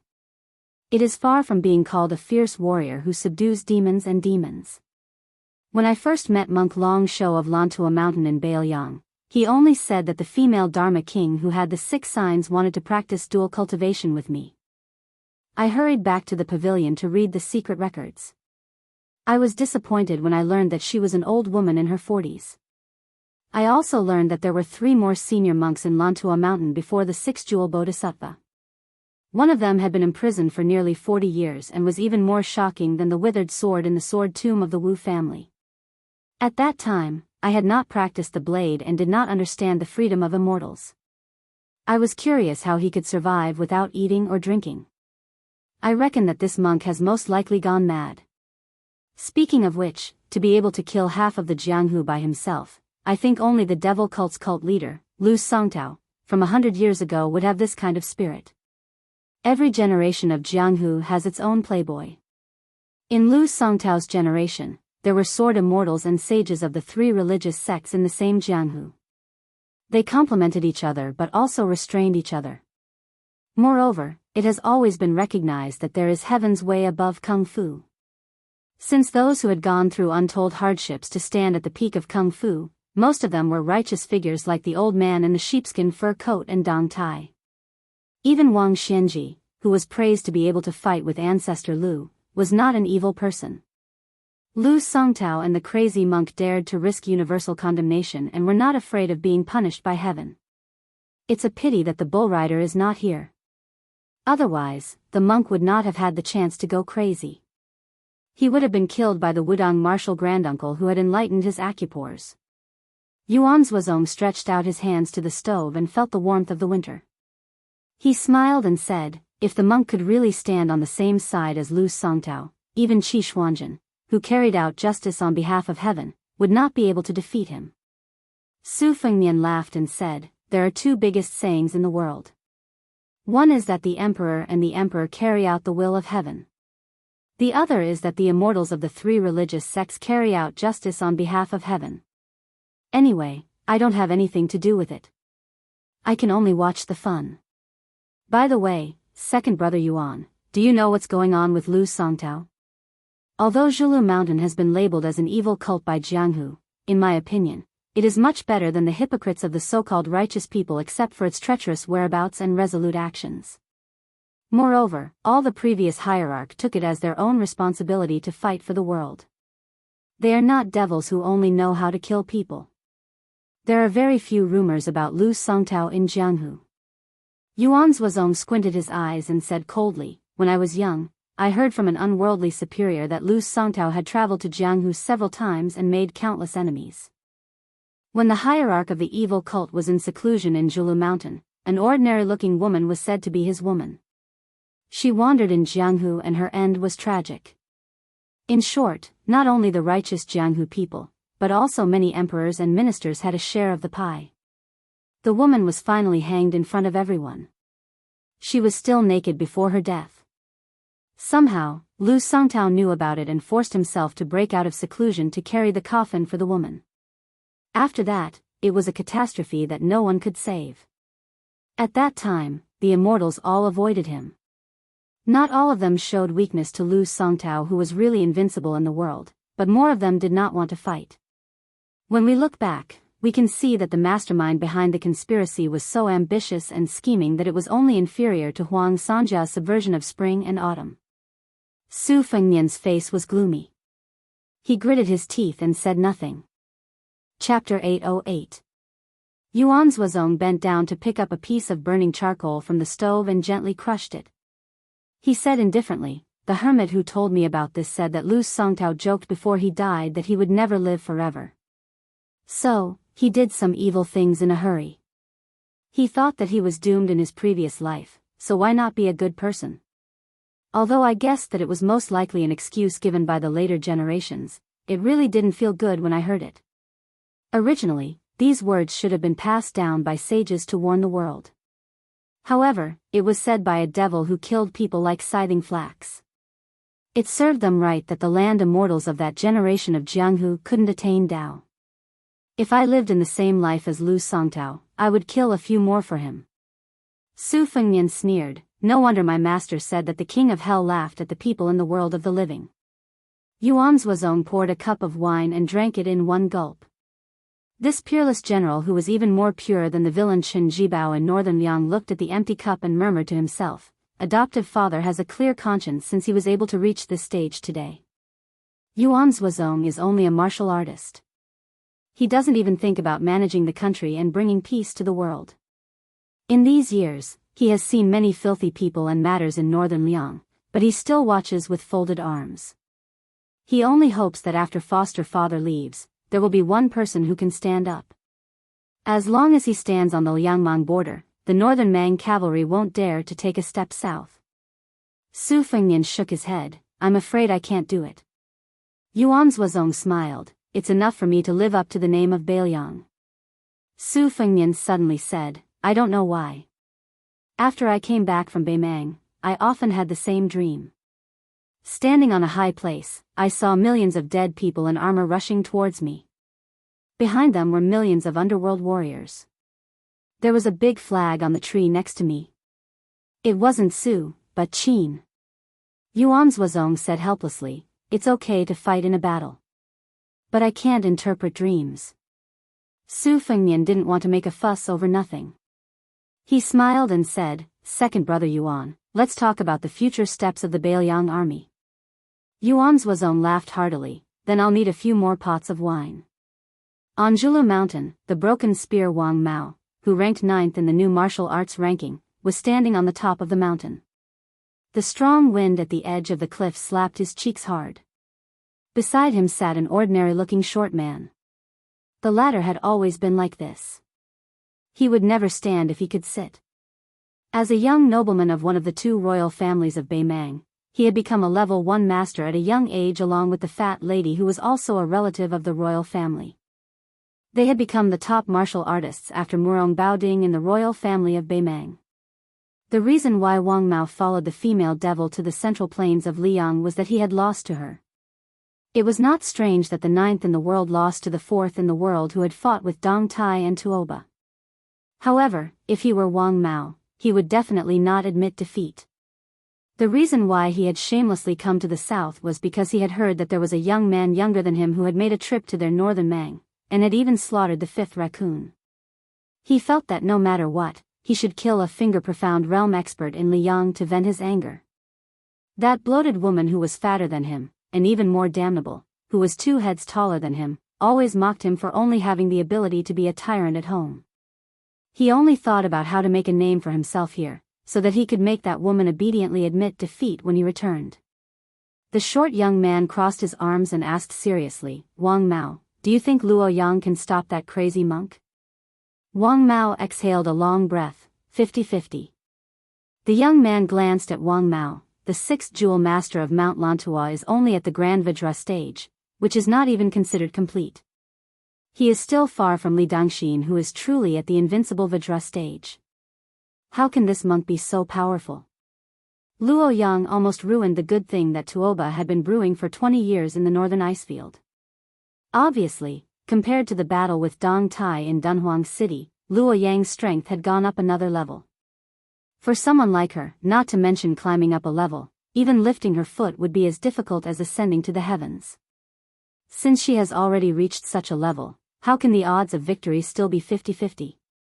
Wang Mao smiled, "If we can stop her, the demon sect's leader will fight and the world will know.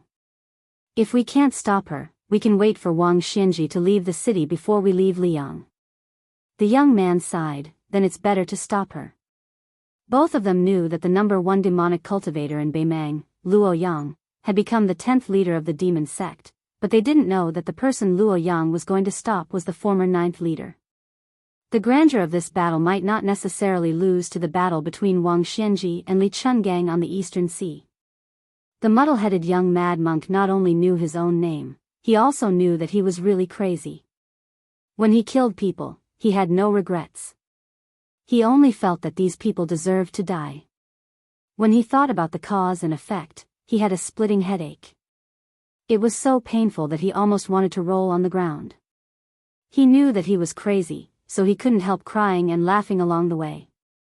Every time he passed a place and saw a person, he quickly forgot that place and that person. Every time he wanted to stop and look back, he couldn't do it. It was as if he was supposed to travel to the west, but he went east. The Buddhist country was in the west, but he went in the opposite direction. In the end, he went further and further away. With only a trace of clarity left, he only wanted to know what he had put down in the west and what he had to pick up in the east. A useless song evolved from 4 words to more than 100 words. He didn't memorize it, but he could always blurt it out. Mad Monk might have forgotten, but the Jianghu of the Central Plains was already in a state of panic. Other than the world-famous white-robed monk who tried to stop the young monk, Wu Luding, the current sword crown of the sword tomb of the Wu family, tried to stop the young monk with a sword. Mad Monk crashed into him and scattered his sword momentum. Then he ran faster than the Wu family's sword. After that, the most outstanding young celestial master of the Dragon Tiger Mountain, Zhao Ningxian, also made a move. The monk and the celestial master faced each other face to face, but they didn't collide. The monk kept his head down and ran forward. Zhao Ningxian, who was rumored to be the reincarnation of the first celestial master of the mansion of the celestial master, retreated at the same time. After 80 miles, Zhao Ningxian stepped aside and let the mad monk continue to move forward while laughing. Zhao Ningxian quickly sat cross-legged on the ground, bleeding from his 7 orifices. The whole Jianghu was afraid of the monk's imposing manner. At the bank of a big river, the mad monk stopped. Just like when he sensed the white-robed monk Li Dangxin, he grinned and then squatted down. He scooped up a handful of water and lowered his head to stare at the muddy water in his palm. He was like an ordinary person who held boiling water and hurriedly sprinkled it on the ground. He stood up and looked around blankly. At that moment, the young monk's face was full of tears. He asked himself, "I'm here. Where are you?" Chapter 809. This north-south river was called the Green Crossing River. The river water was noisy and the surface of the river was 20 zhang wide. According to legend, the ancient Taoist immortals once rode a green reed here to carry people across the river. The young mad monk's straight line to the east allowed the people of Jianghu to figure out the general route. A group of spectators had been waiting here for a long time. At first they were scattered, but later they involuntarily gathered together. They were really afraid of the monk's irresistible force and were afraid of being killed by an innocent person. They felt that if they were in a group, their chances of survival would be higher. Even if they were unlucky enough to step on that straight line, they would all die together and be companions on the road to the netherworld. Therefore, 50 to 60 people gathered together. The fish and the honest people were mixed together. There were Jianghu heroes who had been famous for a long time. There were Jianghu heroes who hid their heads and tails.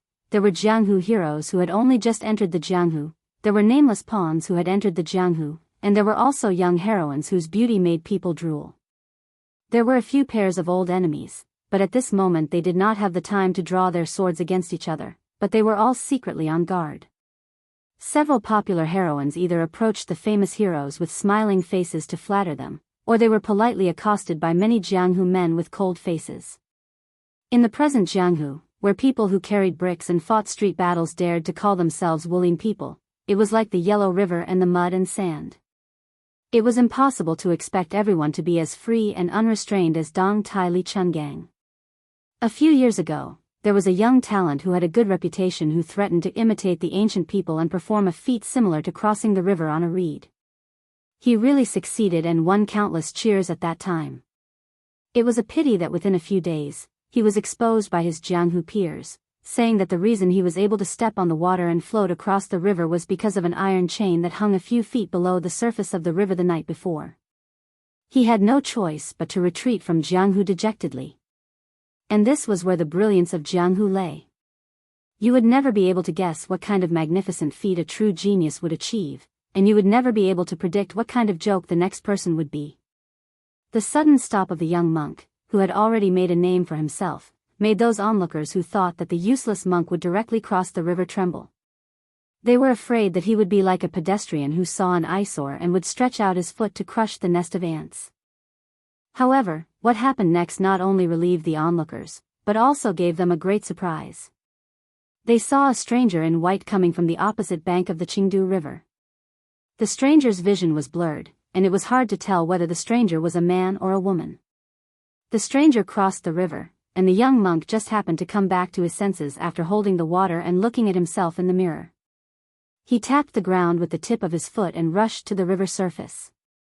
The two people separated as soon as they touched each other.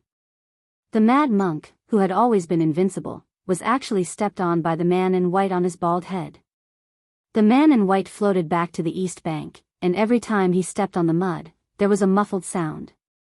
The mad monk also fell back to the west bank, staggering like a drunkard and shaking his sleeves like an actor. The power of one step made the turbulent river suddenly stagnate.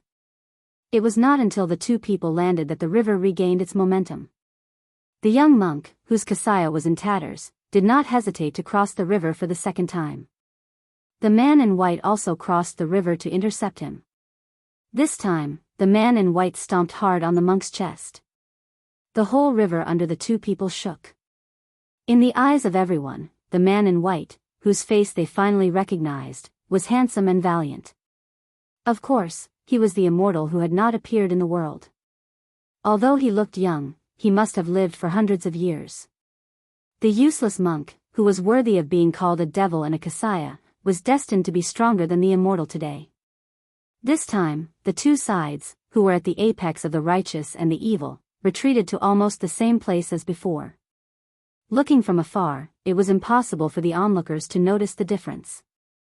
The man in white was expressionless and did not care about the admonition of not doing things more than 3 times. The monk, who had once been Mahavarakana on Mount Lantua, also waved his sleeves and swept across the river. This time, the young monk, who was wearing a pair of tattered straw sandals, pushed out his palm and pressed it against the sole of the man in white's shoes. This time, they were in a confrontation. Visible ripples of chi clouds appeared behind the two people. The monk's figure fell, and his straw sandals slid 100 feet on the river's surface and floated straight back to the shore. The man in white's speed of retreating was slightly slower. However, the monk stood on the shore near the water, while the man in white's landing point was more than the previous 2 times. This situation made the onlookers feel anxious. The monk lowered his head and looked at the straw sandals that he had casually woven. The onlookers were in a daze. A battle of life and death between masters was often decided by a hair's breadth. Was this crazy guy who sang the useless song all day in a hurry to be reincarnated? Or did he not regard the man in white as a mortal enemy at all? Was it really as he sang, heaven and earth were not worthy of his attention? Fortunately, the man in white did not disappoint the onlookers. After retreating 3 times, he did not show any signs of fatigue. This time, he did not cross the river in 1 step, but jumped to the center of the river. With the tip of his foot, he picked up a water column as thick as a bucket. The water sword pierced forward fiercely, and the man in white followed behind it. The nameless monk with tattered straw sandals and a torn kasaya gently raised his head and raised an arm to cover his hand. He used the sleeve to cover his hand to form a secret mudra. The water sword fiercely hit the monk about 3 feet away. It was like an egg hitting a rock, shattering with a loud bang and blooming water splashes all over the sky. The man in white did not retreat, and even used the demon subduing mudra to break the monk's sleeve mudra. The 2 mudras were in a deadlock. The man in white raised his leg and kicked. The monk smiled and let the leg sweep across his neck. His body flipped in the air, and when he landed, he was already in a sitting position with his fingers bent like a firefly. It was too wonderful for words. The man in white seemed to be really angry. For the first time, he spoke coldly and slapped the monk's bald head with his palm. 5 characters absorbing track. The monk took the palm head on again, still in a sitting position. His body spun and he sat on the surface of the river. The river water rolled down south, but he floated on the water without moving. The man in white retreated to the place where the young monk was sitting. He raised his right hand and a water sword was pulled out from the river water. She, who had once fought with Dong Tai in Dunhuang, slashed down on the head of the Akalanatha Wisdom King. The water sword broke. It was unknown whether it was the holy monk of Mount Lantua or the crazy monk of Lu Songtao from the devil cult who sank half of his body into the water. He lay facing the south with his right hand supporting his chin. He became more peaceful and carefree. However, thousands of water droplets were splashing on the surface of the Qingdu River.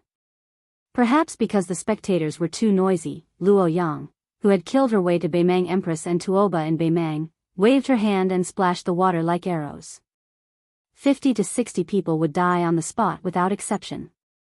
A young Taoist wearing a Wudang Taoist robe ran for a long time and finally caught up with the murderous rain. He stood between the spectators and the splashing water. He drew a circle with his hands and gathered all the water droplets in the big circle between his hands. It turned into a water ball that was almost as tall as a person and then pushed it into the river water. Luo Yang frowned. The young Taoist did not speak to the man in white. Instead, he said to the crazy monk who was slowly getting up, "If the breeze is useful, turn the book for me. If the Kunlun is useful, I will go down the mountain. If the grass is useful, I will know whether it flourishes or withers. If the meditation is useful, I will seek peace of mind. If the river is useful, I will quench my thirst with a ladle. If the sun and moon are useful, I will follow my heart. If I am here, I will go somewhere. It seemed like he was talking nonsense, but in the end, this Wudang Taoist had given his own opinion on the crazy monk's useless song. Unexpectedly, after the monk stood up, his eyes were no longer turbid, they were as clear as spring water. His hands were behind his back. In the blink of an eye, his appearance had changed more than a dozen years. The young monk had turned into a middle-aged monk. His previous ignorance and bewilderment had been swept away, replaced by a vigorous air that looked disdainfully at the world. At this moment, Lu Songtao was the 9th cult leader of the devil cult at his peak. Standing on the river surface, he cast a glance toward the young Taoist priest. Then he turned his gaze toward the white-robed Luo Yang. With a chuckle he said, "The current Jianghu is really an eye-opener.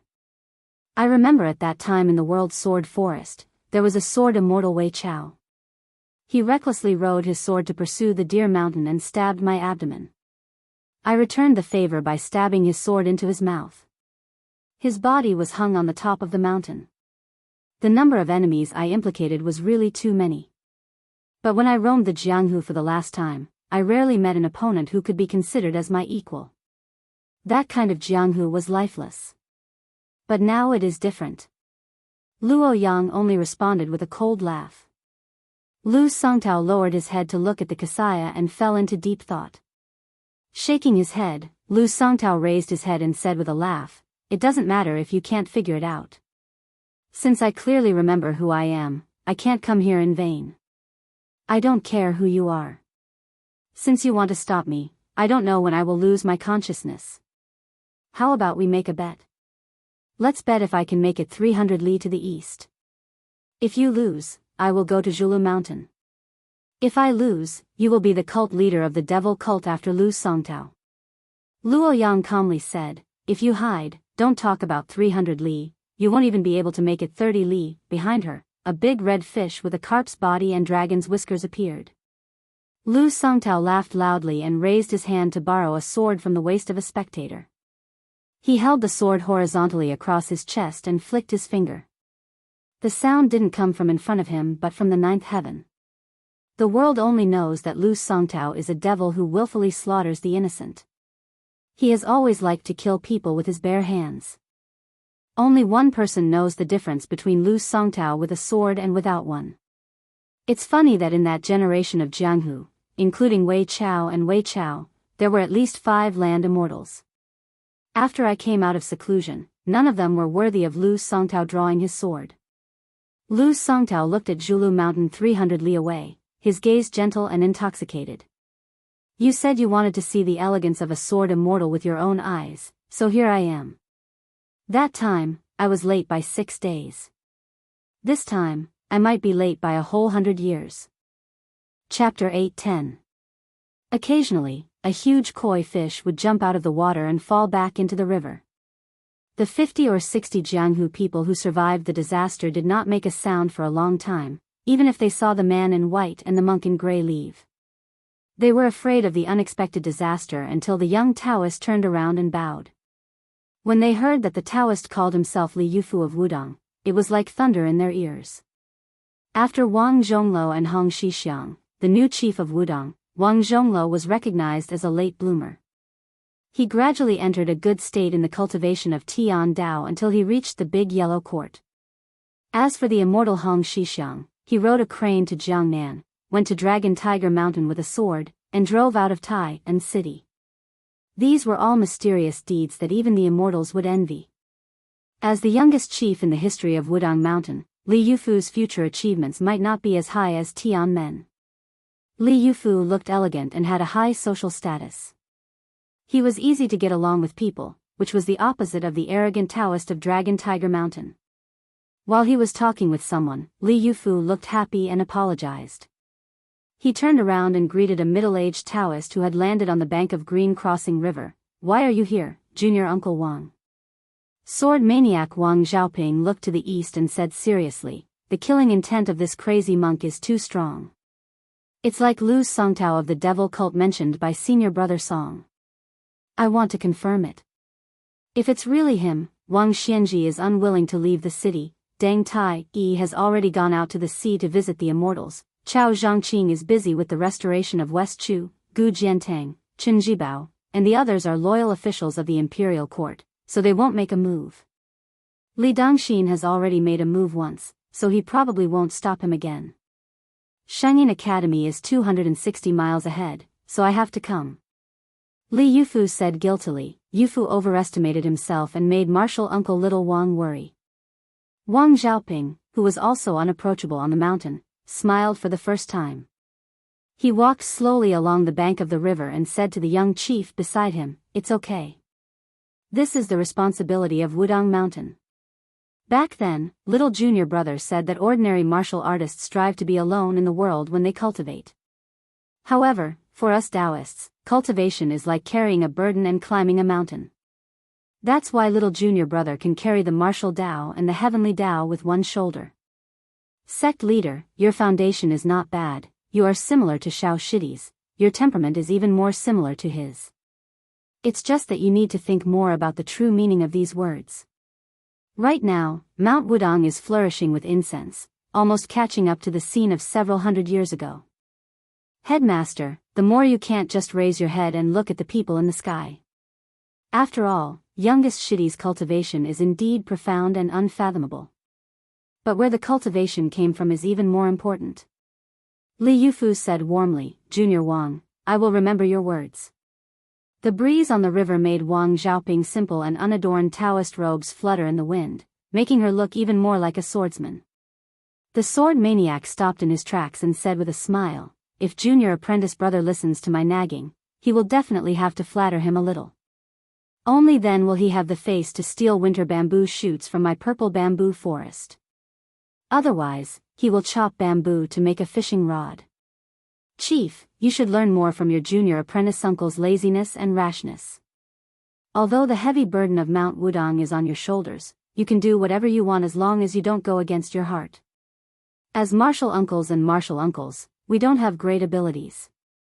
We have the will but not the strength. We can only ask junior apprentice brother to bear more with you. In fact, although we don't say it out loud, we have been feeling sorry for all these years." Li Yufu's expression changed slightly. Taoist cultivation originally pursued the concept of knowing the autumn of the world when a leaf fell and the spring of the world when a bud sprouted. Wang Xiaoping went straight to the point and said, "Although I'm not strong enough, I should still use some of my strength to shoulder some of the burden. This is also going with the flow. If that white-robed man can't stop Mad Monk, he will most likely run into that man. Since I promised junior brother, I should also go and stop him. I've been obsessed with the sword all my life, but I've never felt that I could use my sword to my heart's content. Last time outside the divine martial arts city, I had a lot of enlightenment. Previously, when I saw Su Fengnian cultivating his will at the bottom of the lake, I learned a lot from him. This mad monk can help me sharpen my swordsmanship. If I'm not as good as him and die with my sword broken, you don't have to worry about me, master." Li Yufu said in a trembling voice, "Junior apprentice Uncle Wang, can you let me do a divination?" Wang Xiaoping laughed heartily and flew away. Today, Wang Xiaoping will have a narrow escape. Li Yufu sat by the river dejectedly. Even if Li Yufu could see his own life and death indifferently, he could not see others' life and death indifferently. This was a big cage. Drawing a circle on Mount Lantua and the withered sword in the Wu family's sword tomb had the same effect. They were both self-satisfied, but Mount Wudang was never like that. The great hammer of Buddhism was used to break through obsession. However, when obsession broke through obsession, it fell into the inferior category. Taoist cultivators pursued Tao and asked. Li Yufu used to ask himself what would happen after attaining immortality and passing through the gate of heaven. It was said that the world was full of hardships, but the immortals were happy. Li Yufu looked sad and looked at the yellow water of the river. There were many heroes in history, including immortals, Buddhas, and sages. A real man could stand on his own ground, his family, his country, and the world. The wind blew and the river water hit the shore, soaking the young chief of Wudang's Taoist robe and shoes. The crowd of Jianghu spectators in the distance, including the swordsman whose sword was borrowed by the crazy monk Lu Songtao, did not come back to his senses for a long time. He suddenly cried tears of joy and shouted loudly, wishing that the world would know that the strange monk borrowed his sword. Lu Songtao borrowed his sword without any warning, and his status in Jianghu suddenly rose. Several Jianghu seniors and big shots took the initiative to get close to him, and said some polite greetings and warm words. Li Yufu turned a deaf ear to them. A bright red river carp jumped out of the river and jumped into the young Taoist's arms.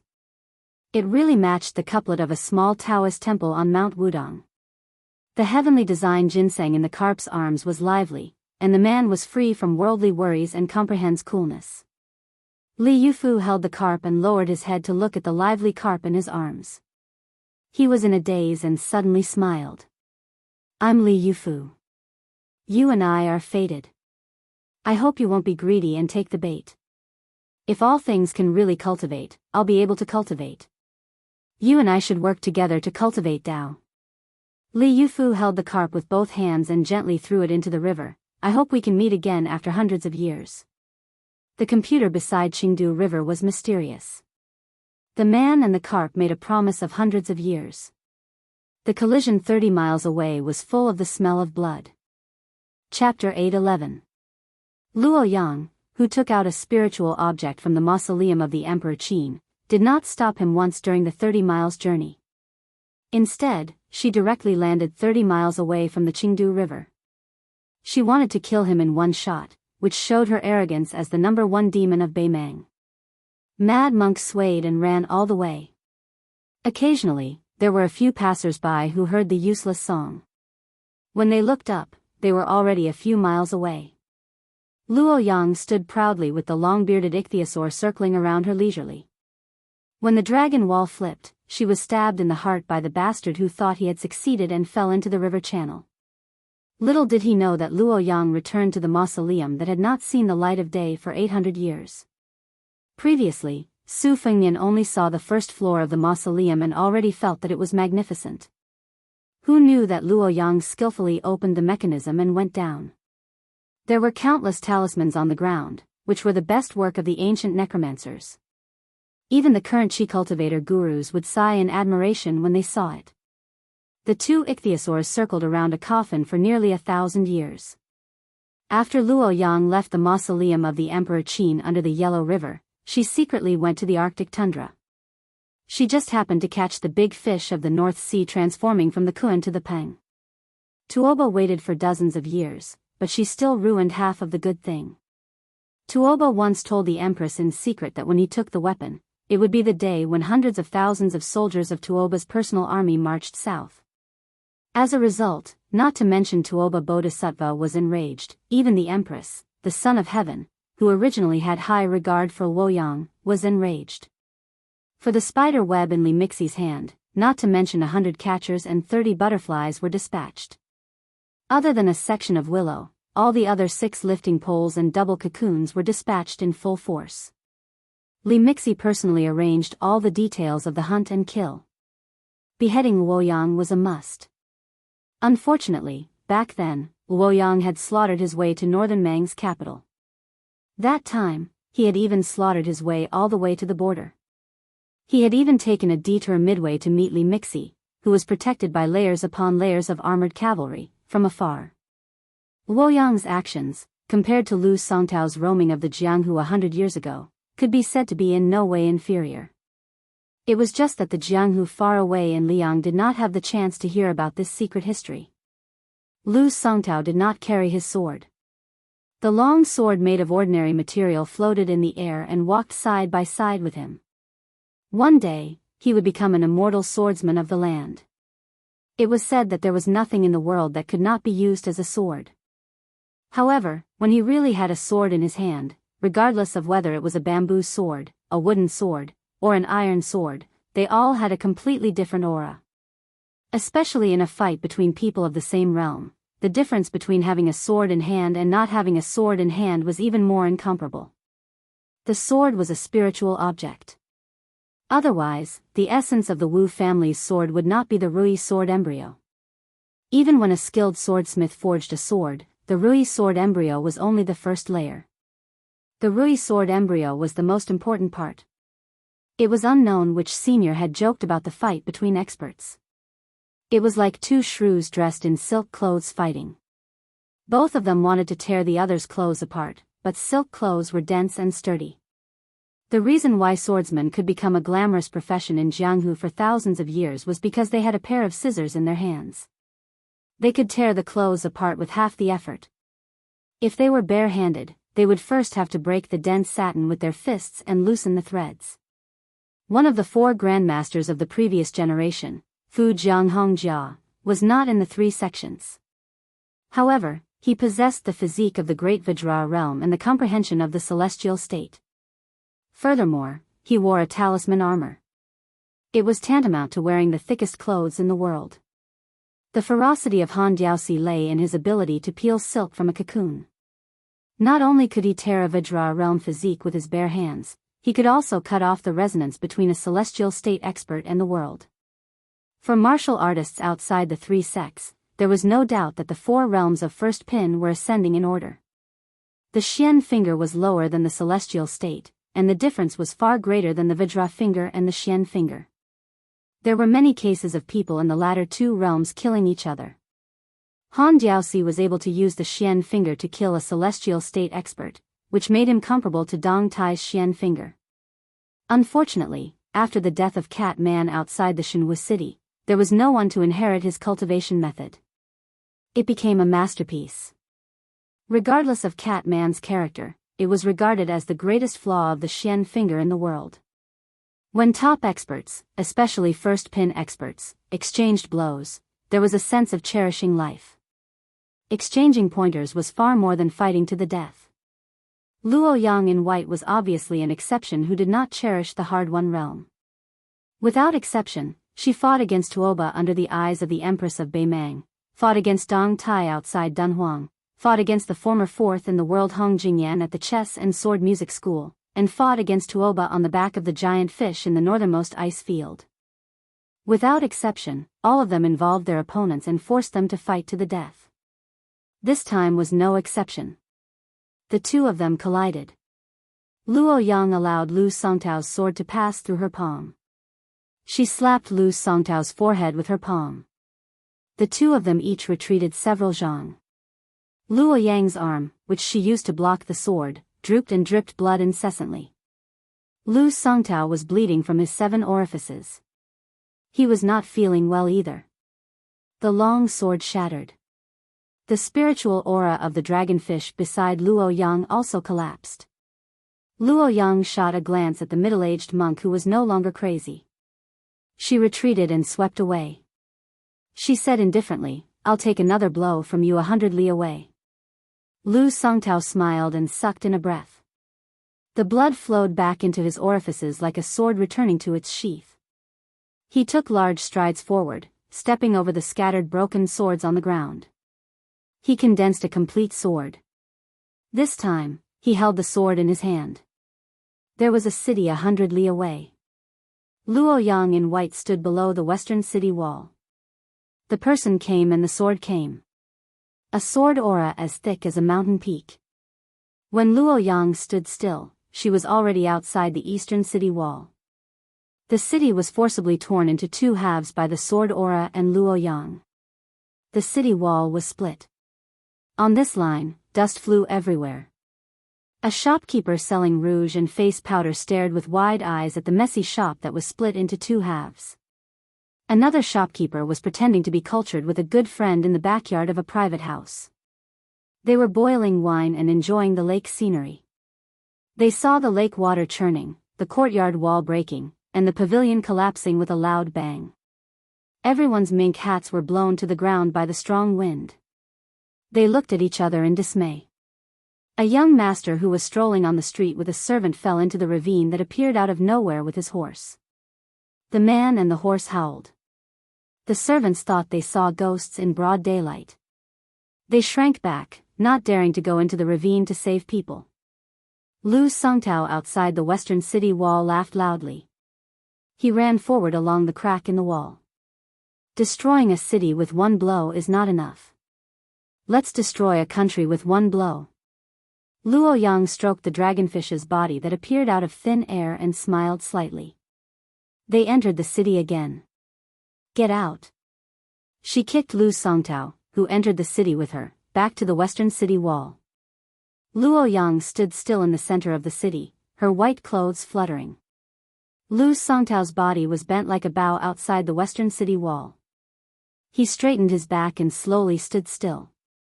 His eyes were a little cloudy, like a jar of white wine that had been stored in the cellar for many years. When someone shook it hard, the dregs at the bottom of the jar floated up. Lu Songtao shook his head and rushed into the city again. He came to a north-south street that was cut by something in the middle of the city. Near the bottomless ravine, a plain-looking woman sat on the roadside with lingering fear.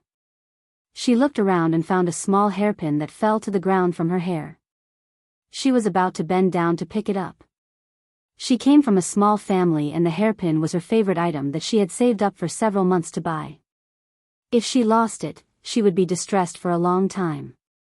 She suddenly saw a hand pick up the hairpin for her. She looked up and saw a man in a monk's robe.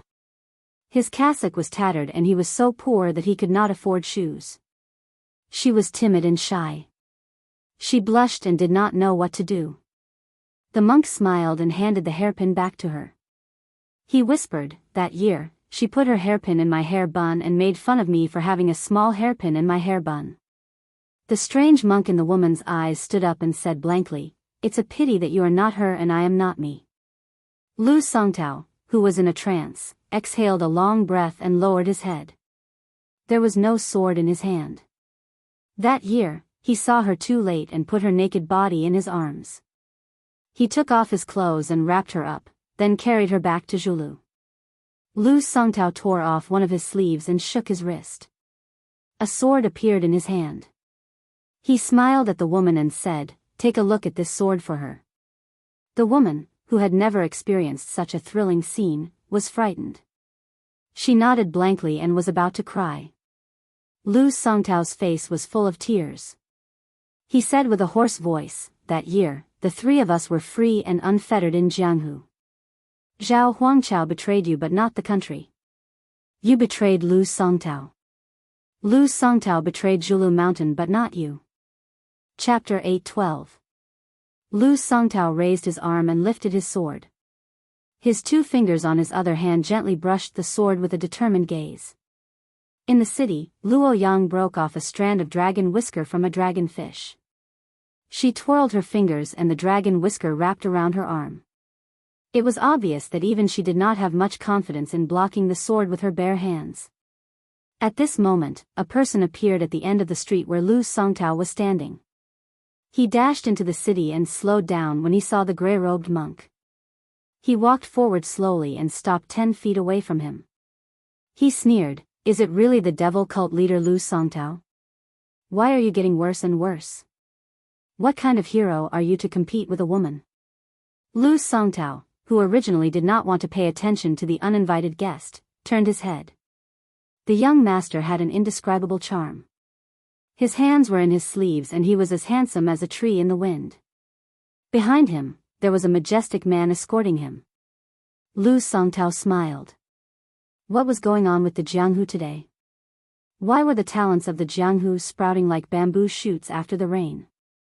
Although this white-haired young man had used an otherworldly item to cross the threshold of celestial phenomenon and could not be considered genuine, if his foundation was not good enough, how could a small pond contain a flood?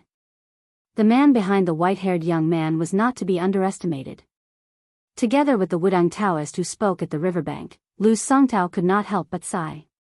If the Jianghu around 100 years ago chose 10 people to fight to the death, the difference in the outcome would not be too great. However, if 50 people were chosen, the Jianghu he was in back then would not have any chance of winning. Lu Songtao held his sword in his hand and was ready to attack. His sword will was torrential and the sea of qi around him was rolling over and over. He forcefully suppressed it and smiled at the young man. "It is not easy to have such skills at such a young age. Lu Songtao will not lower himself to your level today." A true gentleman does not speak when watching a chess game. It is fine if you want to watch the battle, but if you interfere, don't blame me for pointing my sword at you. Young man, let me give you a piece of advice. The otherworldly item hiding in the dark is already on the verge of collapse. Don't let your emotions affect your decisions. Without waiting for him to finish speaking, Lu Songtao's boundless sword intent instantly vanished into thin air. Lu Songtao didn't make any movements, but the sword in his hand had already flowed east like a great river. The earth trembled and the city shook for a long time, causing the commoners in the city to mistakenly think that the underground hidden dragon was causing trouble, causing a violent earthquake. They all fled from their houses to flat ground. 20 zhang away, Luo Yang's heart was pierced by a sword. Lu Songtao had only struck once, but he had aged 10 years in the blink of an eye. 100 years ago, Lu Songtao had never used his sword. Perhaps he was the loneliest old sword immortal in the world of martial arts. 100 years later, his sword strike was so powerful that it could destroy a mountain. Lu Songtao was neither sad nor happy. He only looked at the white-clothed woman who would stand at the top of the Jianghu 100 years later. Then, he exclaimed in surprise, "Don't tell me you're someone with a different heart." Luo Yang stood up from the ruins and sneered, "It's my turn." Lu Songtao glanced at the white-haired young man, then turned to look at the demoness who had shaken Beimeng twice. He shook his head and sighed, "Fellow sufferers sympathize with each other. One has to rely on unorthodox ways to steal cultivation, while the other uses external objects to prolong her life. Both of them have no choice but to tamper with fate. You don't have much lifespan left to begin with. Even if you can stop me, Lu Songtao, for 300 li, in the end, you won't die much later than an old man who has lived for more than 60 years. Why bother?" The person who came was naturally Su Fengnian, who was worried about nothing. After he leaped onto the city wall, he stopped and looked into the distance. At first, he had no intention of interfering. He didn't even care about going to Shangyin Academy first. After he received the secret letter from the Blue Falcon, he took a detour to come here, afraid that he would miss this great battle. Even if it wasn't a once-in-a-century battle, after all, the battle between the old man wearing the sheepskin fur coat and Wang Xianji in the Eastern Sea was a battle between two cult masters of the devil cult. No matter how you looked at it, it could be considered a great battle that was hard to come by in decades. However, he didn't expect that the so-called white-clothed man from Zhulu Mountain in the letter was the Luoyang woman who died in the Dragon Wall River Channel in the northern Mang. When he approached the city wall, the connected otherworldly item let Su Fengnian know that Luoyang had sensed his presence. Su Fengnian didn't want to run away. He was a little scared when he saw Lu Songtao raise his sword. He jumped down the city wall in a hurry and tried to boost his courage. Anyway, he had a half-baked celestial state cultivation with him. If he joined in the fun and spoke some words of conscience to the old leader, he wouldn't be killed on the spot. "You, Lu Songtao, are the former leader of the devil cult, busy competing with the whole world. Why do you have to make things difficult for people like us who don't mingle in Jianghu? Besides, I'm used to the bitter days of being despised by everyone in northern Mang. Once things get tense, I'm not that slow either." Chapter 8:13. Luo Yang, who had been moving forward, did not even look at Su Fengnian. His flirtatious glances were wasted on a blind person. If Luo Yang was a woman who could be judged with common sense, she would not be Luo Yang. Even Lu Songtao, who had experienced many hardships, felt somewhat puzzled. This woman clearly did not need to destroy both jade and common stone. She was too lazy to determine the winner and loser. So, did she want to directly fight to the death? Lu Songtao raised his head and laughed loudly. He actually had a joyful feeling as if he had finally met someone who understood him after 100 years. He tore off his remaining sleeve and a second sword appeared in his hand. Perhaps it was because of the existence of the sword immortal, the devil, and the otherworldly item, but due to the resonance between heaven and man, it caused a strange phenomenon. Some snowflakes seemed to be drifting down sparsely from the sky. Su Fengnian raised his head and looked. It was a gloomy evening when the sky wished for snow. Could he drink a sword without a sword? Lu Songtao seemed to have exchanged 10 years of his life for a sword. However, compared to the first sword, this time even Su Fengnian suspected that the sword would weaken again. The next moment, Su Fengnian did not even have the time to curse. No wonder Lu Songtao's sword was slack. The tip of the sword pointed at Luo Yang at first, but when it was only a few feet away from her hand, it turned around and rushed towards him. Yuan Zuozong moved even earlier than Su Fengnian. He grabbed a wooden stick from the street to make a spear and ran forward in big strides. However, the flying sword was faster than thunder. Several of Su Fengnian's 12 swords were destroyed by Han Jiaoxi, but it was not difficult to build a sword formation thunder pool. Before Yuan Zuozong arrived, Lu Songtao's fast invisible sword had already broken the thunder pool that was said to be insurmountable. For a moment, the flying sword was flying randomly. Su Fengnian's state of mind was as calm as water. He raised his hand to shake the Kunlun Mountains. This mountain-destroying sword made Su Fengnian, who had almost perfect defense, slide back continuously. The chaotic sword chi was like countless ice alls, fiercely smashing his face. The flying sword kept hitting the sword that he could not see its real body. Su Fengnian was still retreating. The sword that the sword immortal exchanged with 10 years of his life made Su Fengnian suffer a lot. Fortunately, Yuan Zuozong held the stick with both hands and simply waved it down. A big pit appeared on the ground in front of Yuan Zuozong. There were sawdust and scraps of clothes. His clothes and sword were destroyed. Su Fengnian stood still and stretched out his finger to wipe off the bloodstain caused by the ruthless sword chi. Lu Songtao, who had made up his mind at the last minute to switch people to kill, was not feeling good either. He exchanged a kick with Luo Yang, but Luo Yang's figure did not retreat at all. Lu Songtao had already fallen more than 10 zhang away, landing heavily on the ground. He rolled several times before slapping the ground with his palm. He swayed and floated up. Luo Yang was like a gangrene attached to the bone. Lu Songtao had just stabilized himself when her arms swept across his abdomen. His body was several feet above the ground. Without waiting for him to fly out horizontally, Luo Yang stomped on his abdomen again. The kite with a broken string was directly 7-8 zhang away. This time, Lu Songtao did not fall. His toes hovered in the air a few times like a dragonfly skimming the surface of the water, gently landing on the edge of the gully. One wrong step, one wrong step, one wrong step, one wrong step, one wrong step after another. Luo Yang's palm pushed out during the long sweep. Lu Songtao's expression turned serious. He leaned back, dodging Luo Yang's flying sword, which had fallen into the palm of his hand at some unknown time. Luo Yang's palm turned into an elbow, often knocking Lu Songtao to the ground.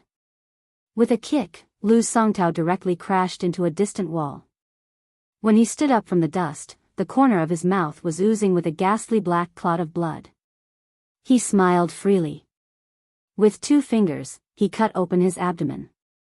Gripping the tip of the sword, he pulled out the treacherous flying sword that had pierced his body from behind. Lu Songtao looked at the white-haired young man with a profound mind. Indeed, I did not waste my sword strike on you. Lu Songtao did not look angry at all. Instead, he looked delighted. He gently tossed the translucent flying sword back to Su Fengnian. It was not easy to nurture a sword embryo. Wei Chao could not be called a sword immortal. Sui Xiegu, who was as young as you, was not vulgar. Unfortunately, I did not know if he was dead or alive. Otherwise, you could have learned the sword from him. Most people in the pugilistic world believe that there is no second place in martial arts. They are afraid of being stepped on by others and losing their integrity in their later years. However, the great swordsmen are not afraid of being overtaken by their juniors.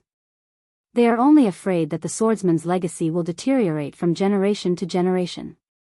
Kid, what's your name? Su Fengnian asked carefully, Sui Xiegu. Do you like to eat swords? Lu Songtao smiled and nodded. Back then, this kid said that he wanted to challenge all the strongest swordsmen in the world and eat all the best swords in the world. When I went into seclusion to practice my swordplay, it was this defeated opponent who became braver with every setback that guarded my seclusion. Su Fengnian took a deep breath. Old man Sui has a great enmity with me. However, he clearly distinguishes between kindness and hatred. I am indebted to him for his sword strike. Lu Songtao waved his hand. That's between the two of you. It has nothing to do with me. Luo Yang glanced at Su Fengnian. The latter immediately fell silent. Luo Yang flicked her finger lightly and an item flew towards Lu Songtao.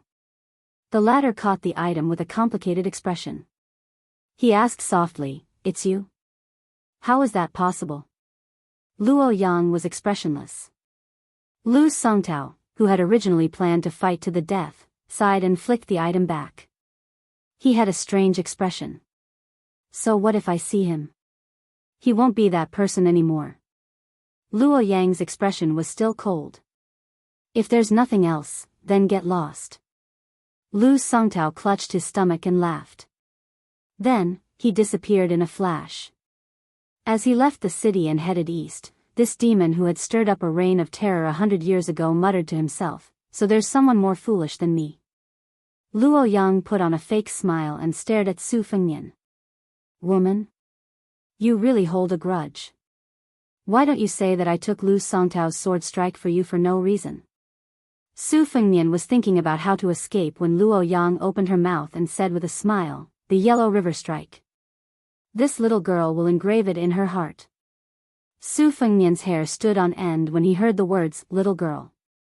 Unexpectedly, the demoness Beimang lowered her head and covered her chest with her hand. She mocked herself, where did the heart come from? Chapter 8:14. Perhaps because it was close to the Shangyin Academy, the tea-houses and taverns in the city all had elegant names. It was said that on the walls of any old inn, there were fragments of poems written by Confucians of different dynasties. The Sharp Snow restaurant was located in a secluded area in the city. When it snowed, few people went out to suffer.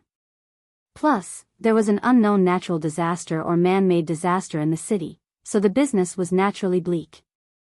The shopkeeper was depressed, thinking about when he could save enough money to buy the small house he had chosen long ago. This era was peaceful, without the turmoil of the spring and autumn period, so it was not a bad idea to buy more houses.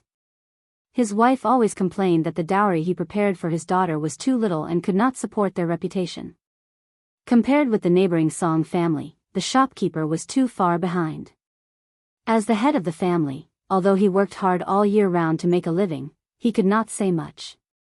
However, after working hard every day, he could go home and drink a cup of tea made by his daughter, so he did not complain anymore. He hesitated whether he should sell the calligraphy and painting that he had treasured for many years. He bought it from a southern Tang survivor who had wandered to another place at a high price. Now it could be sold at a high price, but he still liked it from the bottom of his heart. The shopkeeper sighed. Now that he was middle-aged, everything seemed to have come to an end. He looked up at the snowy street outside the building and pulled up his sleeves. When he saw the two of them enter the tea house, the shopkeeper hurriedly welcomed them, afraid that he would miss out on this deal that was made out of nothing. He didn't care about his reputation and smiled warmly. "In addition to the best tea before the rain, we don't lack good wine. What would you like to drink?" When the shopkeeper recognized the faces of the two people, he was somewhat stunned. The handsome young man was still all right. He had a warm smile on his face and looked very warm in the winter. With one look, one could tell that he was from a good family. However, the woman with a frosty face was frightening. The shopkeeper subconsciously shrank his neck. Fortunately, for some reason, the white-haired young man was very understanding. After patting the snow off his shoulder, he said with a gentle smile, "Shopkeeper, I'll have to trouble you to warm up a jar of wine. Make it as strong as you can. If you have a stove, bring it over and put it under the table. We can add some money." The shopkeeper quickly rubbed his hands and said with a smile, "It's free, it's free. It's only right." Su Fengnian and Luo Yang were sitting by the window. Lu Songtao had left the city inexplicably. It seemed that Luo Yang was about to deal with him. But when he and Yuan Zuozong were about to fight to the death, she said she was going to drink. Su Fengnian didn't let Yuan Zuozong follow them. Since she said to drink, Su Fengnian would drink generously. Drinking with a gentleman would most likely lead to death. However, drinking with Luo Yang would most likely lead to a better life. The wine was served on the table and the stove was set up. The two of them drank together. Su Fengnian raised his cup and took a small sip. With a slurp, he leaned lazily against the back of the chair and asked softly, Bodhisattva Tuoba has been waiting for 30 years for you to spoil the good thing? What's going on? Luo Yang didn't raise her glass to drink. She remained silent. Su Fengnian asked again, you went to Zhulu Mountain to become the hierarch? Did you send Lu Lingui and the others to let me become a marquis? Chao Chongqing is willing to be a guest of your devil sect and Zhulu Mountain is willing to contribute to West Chu's revival. But to be honest, I don't think West Chu's revival will be possible. When Su Shao destroyed West Chu, he didn't divide the north and the south because he saw the general trend. He didn't proclaim himself as the emperor because people were disheartened. But once he did, those experienced soldiers would die for the dragon throne under his butt. Su Shao had always been a calculator. He didn't do business at a loss. The current emperor of Liang dynasty's Zhao family is not an incapable ruler. He's diligent and self-disciplined to the point that it makes people's hair stand on end. Even if Chao Chongqing becomes a saint, it won't affect the general situation. Perhaps Liang wanted West Chu to revive their country with great fanfare. Burning down an entire granary, compared to burning down a bunch of scattered weeds, it was much easier to do. If my guess is not wrong, West Chu's revival will be successful in the beginning, but in the end it will be difficult for them to escape the imperial court's net. This kind of wicked thing, Yuan Benshi was able to come up with it. The emperor of Zhao family was also able to nod his head. Zhang Julu, who is already unrivaled in the struggle between factions, can devise a perfect strategy. Luo Yang was still resting with her eyes closed. She reached out a finger and lightly tapped the table. There was no rhythm to the tapping. A moment later, Su Fengnian suddenly felt suffocated. Blood gushed out of his throat. He quickly broke the connection with the spirit of the red robe and gradually regained his clarity. Su Fengnian smiled bitterly. It's very similar to the finger xian of cat man Han Xingxian. You're really good at everything. Luo Yang dipped her finger into the teacup filled with wine. Using Xiaozhuan, she wrote the name Luo Yang on the table. Su Fengnian smiled. I know. After the Qin dynasty unified the world, the capital was changed to Luoyang. Luoyang raised the corner of her mouth. Her face was full of undisguised sarcasm. She asked, you really know? Su Fengnian was rendered speechless by this idiotic question.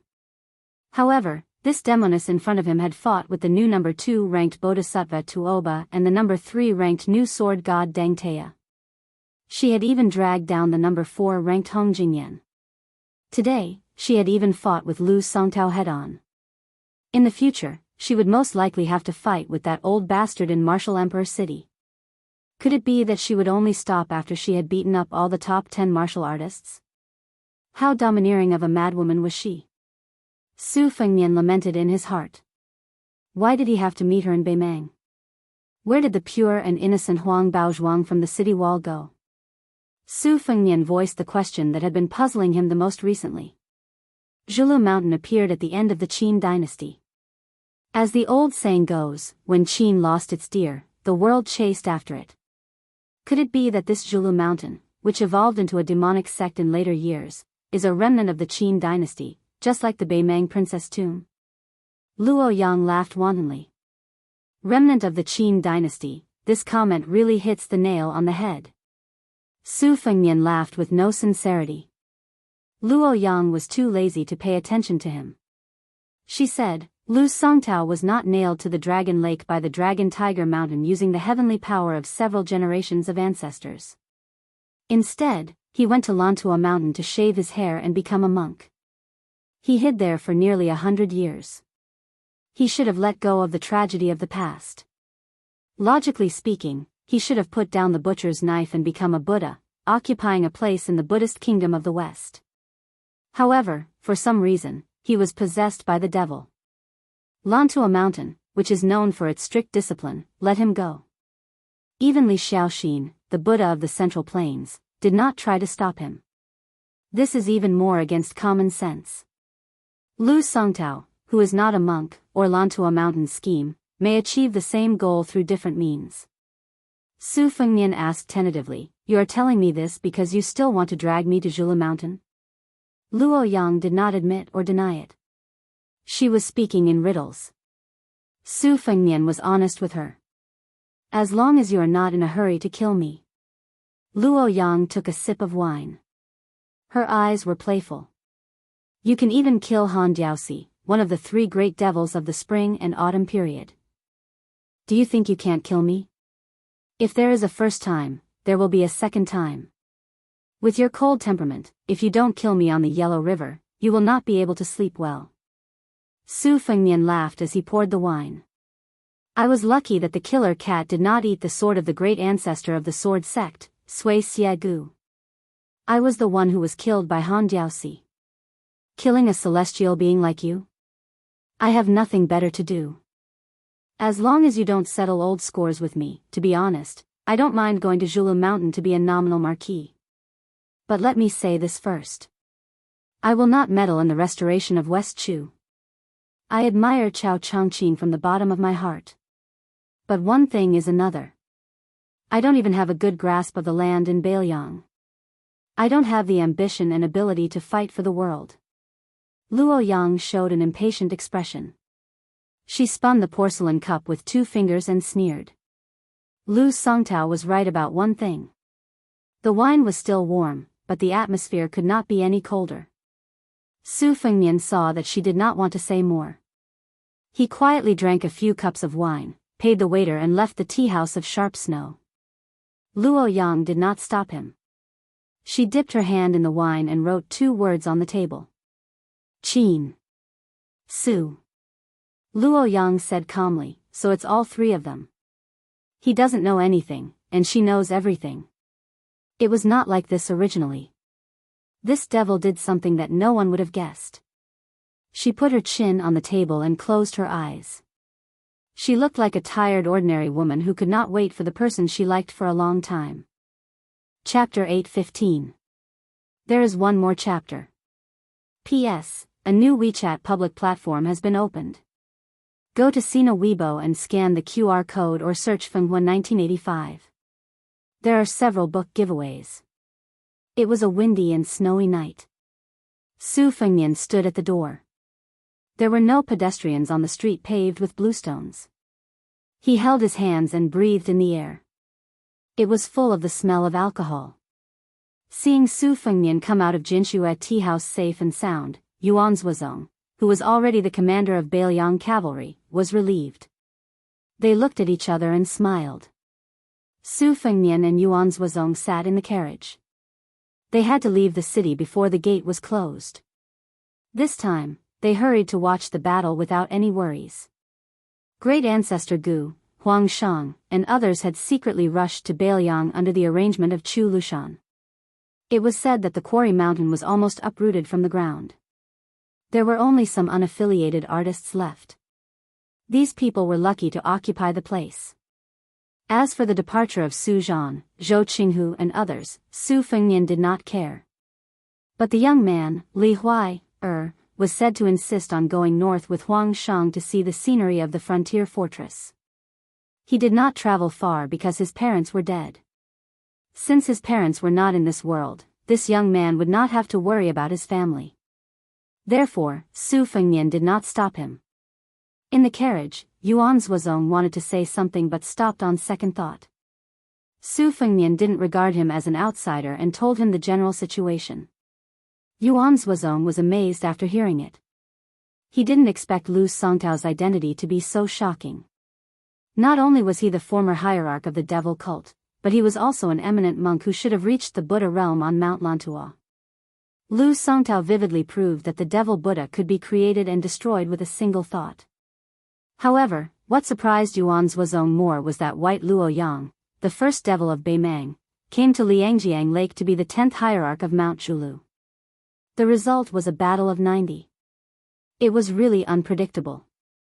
Su Fengnian lifted the curtain and looked at the tea house in the distance in the wind and snow. He smiled bitterly and said, "Why do you get stabbed in the heart every day? If it were anyone else, how could they sit down and drink with others? They would have long hidden away to recuperate from the pain. Only you are worthy of the name Luo Yang." Su Fengnian repeated the two words, Luo Yang, and murmured, when the Qin dynasty was at its peak, that man who was hailed as the greatest emperor of all time ignored all criticism and insisted on changing the name of the capital to Luo Yang. Later generations all said that this was against the natural order, and this was the foreshadowing of the destruction of the Qin dynasty for 3 generations.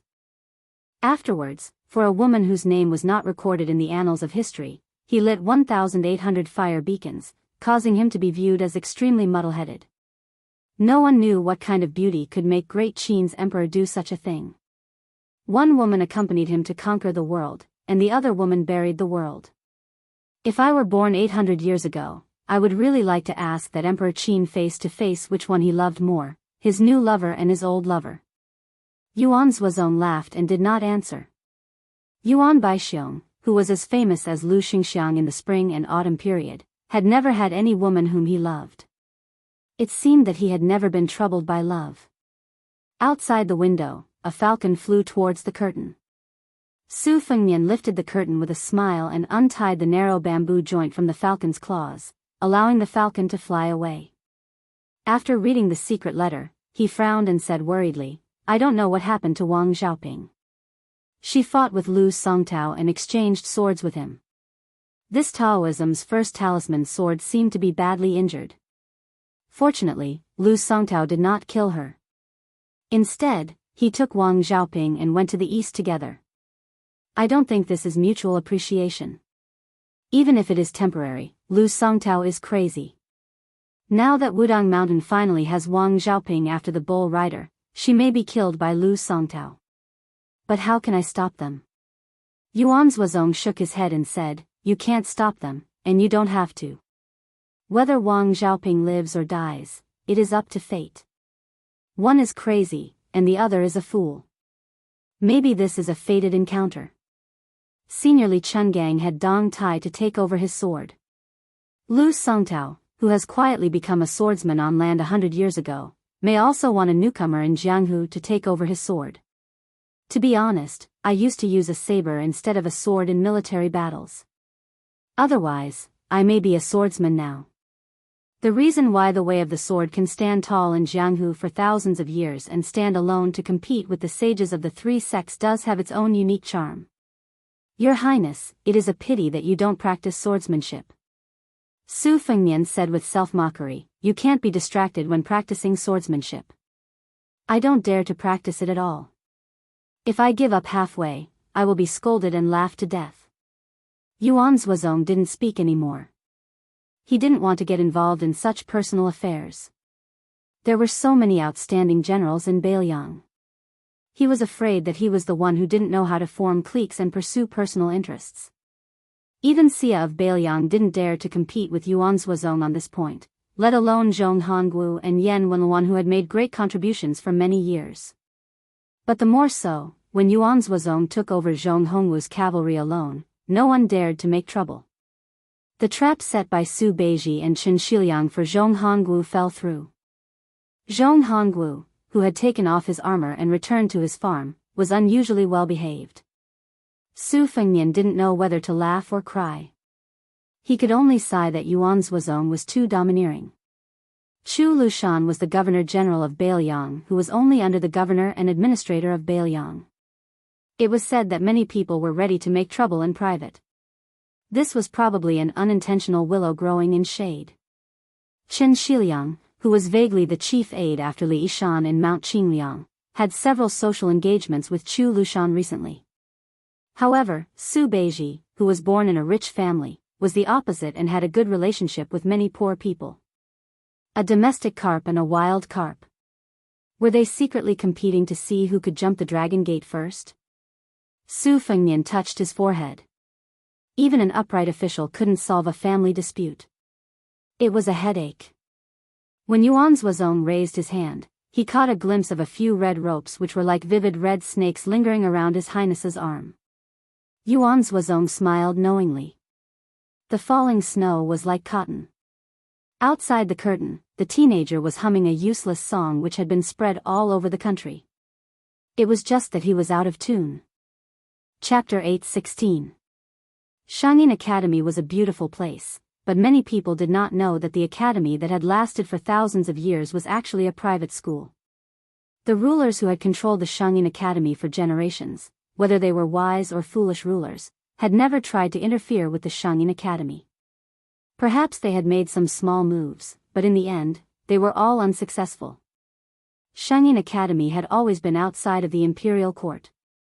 It was known as the academy that as long as there was a floor, a book, and a person, there would be an endless stream of literature in the Central Plains. Even the Liang dynasty, the only one who had unified the Central Plains after the Great Qin dynasty, treated the Shangyin Academy with respect. Although it was just a formality, it did not hinder the support of the Imperial College and the Yao family school behind the scenes to compete with the Shangyin Academy, hoping to create a tripartite scholarly landscape. However, on the surface, they still gave the Shangyin Academy a lot of special favors. For example, the Prince Zhao Kai, who had unfortunately died suddenly, had once been an apprentice in the academy. The Grand Chancellor of the academy was also half an imperial preceptor. Now, even if the imperial court had opened the imperial examination to select scholars, and the imperial college had diverted many scholars away from the Shangyin Academy still deserved to be the leader of the literary world. In the past 2 years, there was a new female chancellor in the academy who lectured on music. The students all liked to respectfully address her as Mr. Fish and flocked to her like a flock of ducks. There were as many as a few hundred chancellors in the academy, but half of them were working behind closed doors and delving into private studies. Only about 160 of them were worthy of the title Mr. Jishang. Opening up a forum to give lectures, each specialized in a particular field. During this period of time, there were many Mr. Jishang lectures that were completely deserted. They were secretly ridiculed by the students of Jishang for being no more than 2 or 3 cats and dogs, playing the lute to a cow. She was good at music, and she taught in simple terms. She was not a 2-legged bookshelf fishing for fame.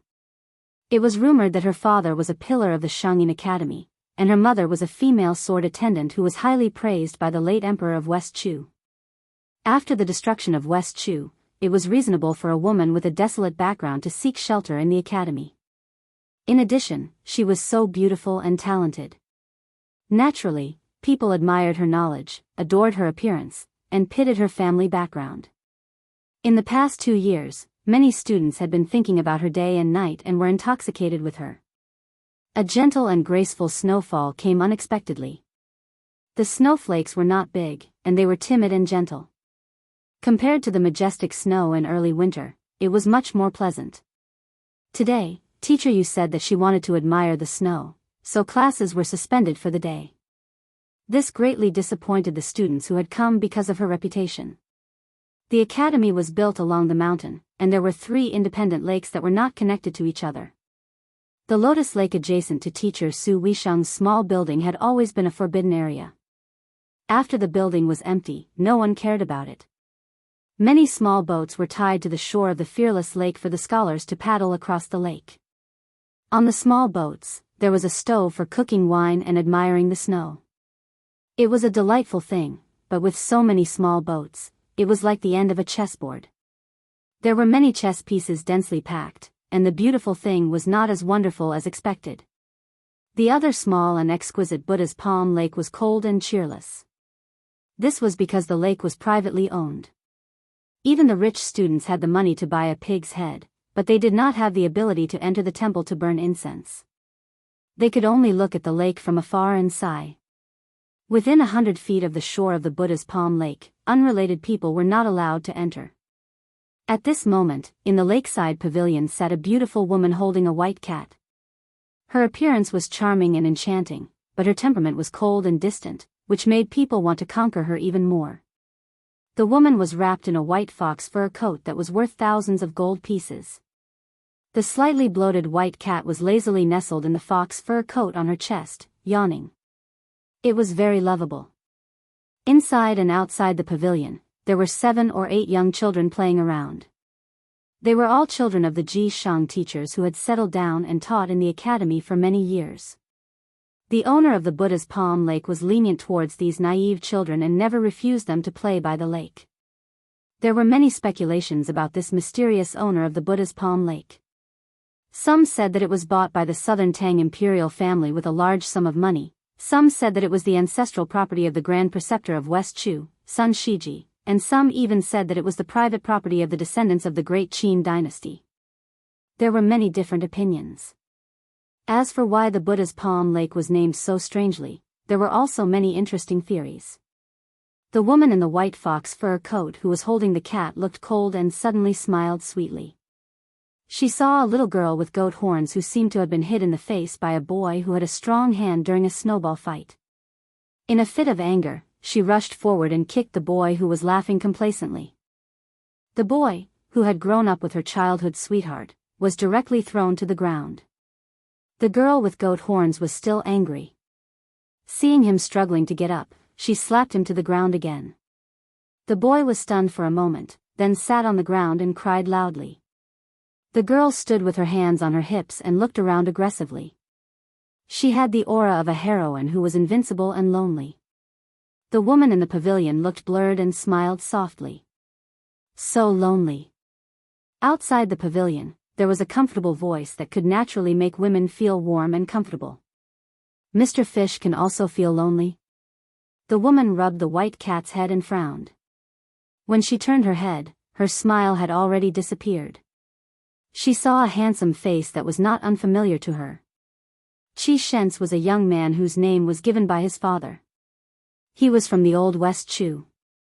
His grandfather, Qi Duhai, was the favorite student of the national preceptor of West Chu, Sun Shiji. Qi Shens's father almost wiped out Yuan Zhuozong's entire army in the Battle of the Princess Tomb.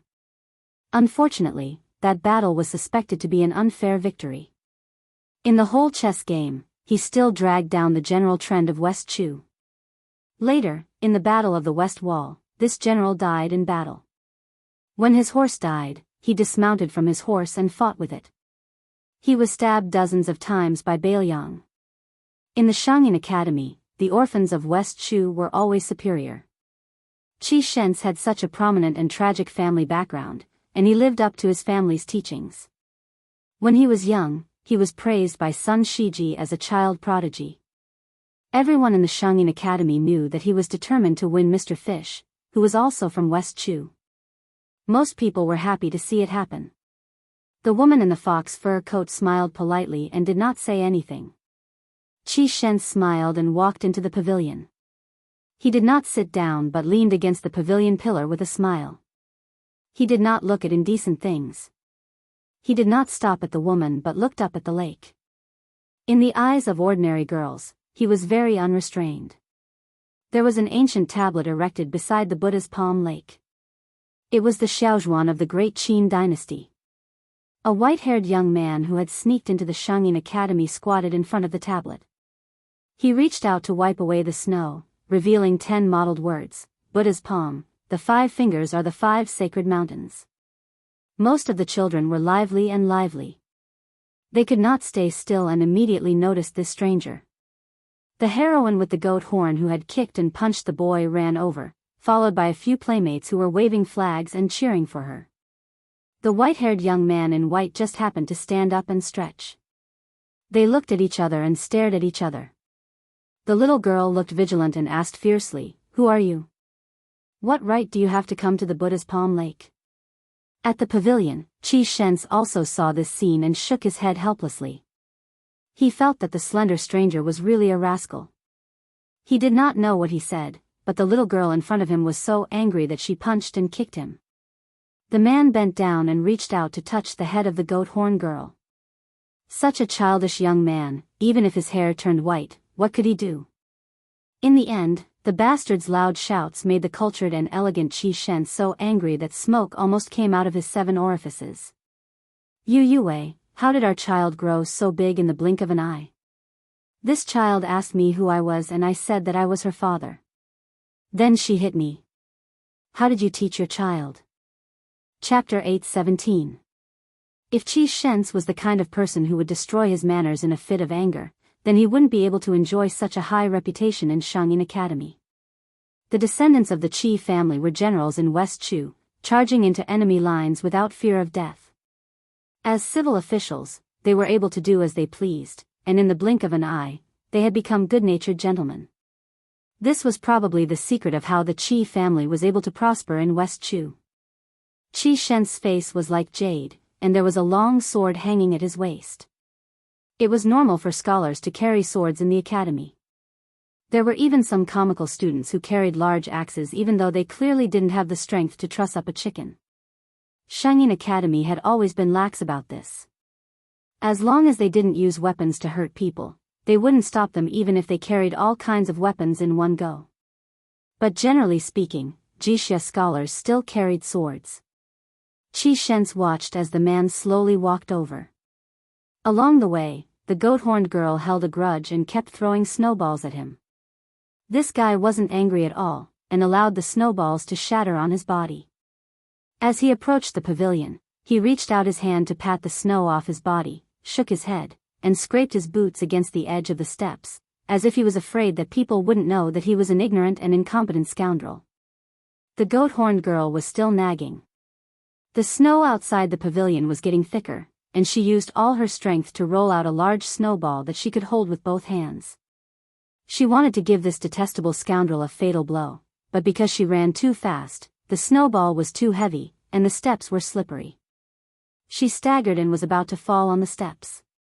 The white-haired young man, whose back was facing the girl, nimbly stretched out his leg and tiptoed on her forehead, stopping her from falling forward. The little girl felt embarrassed in front of her playmate, so she grabbed this guy's leg and bit down hard. He jumped and turned around, bent down, and twisted her ear. The two of them were in a deadlock, competing in endurance. The two of them were using their eyes to bargain whether he should let go first or she should let go first. After all, the goat-horned girl was a little girl who couldn't bear pain.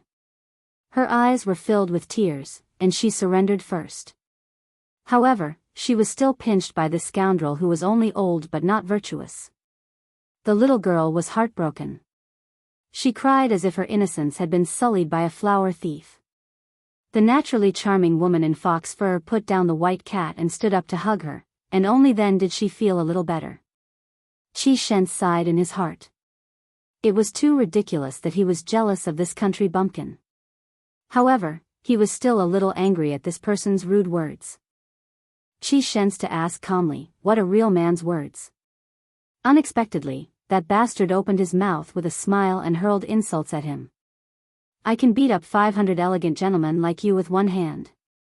Don't you think I'm a man? Although the goat-horned lass in Yu You's arms treated this guy as her greatest enemy today, she didn't have a good impression of Qi Shen's who looked like a dog. Shuang was the father and mother of Sir Ji Shang, so she often criticized him in private. She couldn't stand him blindly worshipping the ancients and pretending to be noble and virtuous. Under this influence, the little girl thought of Qi Shen's as a sissy. When she heard that the stranger made Qi Shen suffer, she immediately laughed out loud and secretly gave him a thumbs up.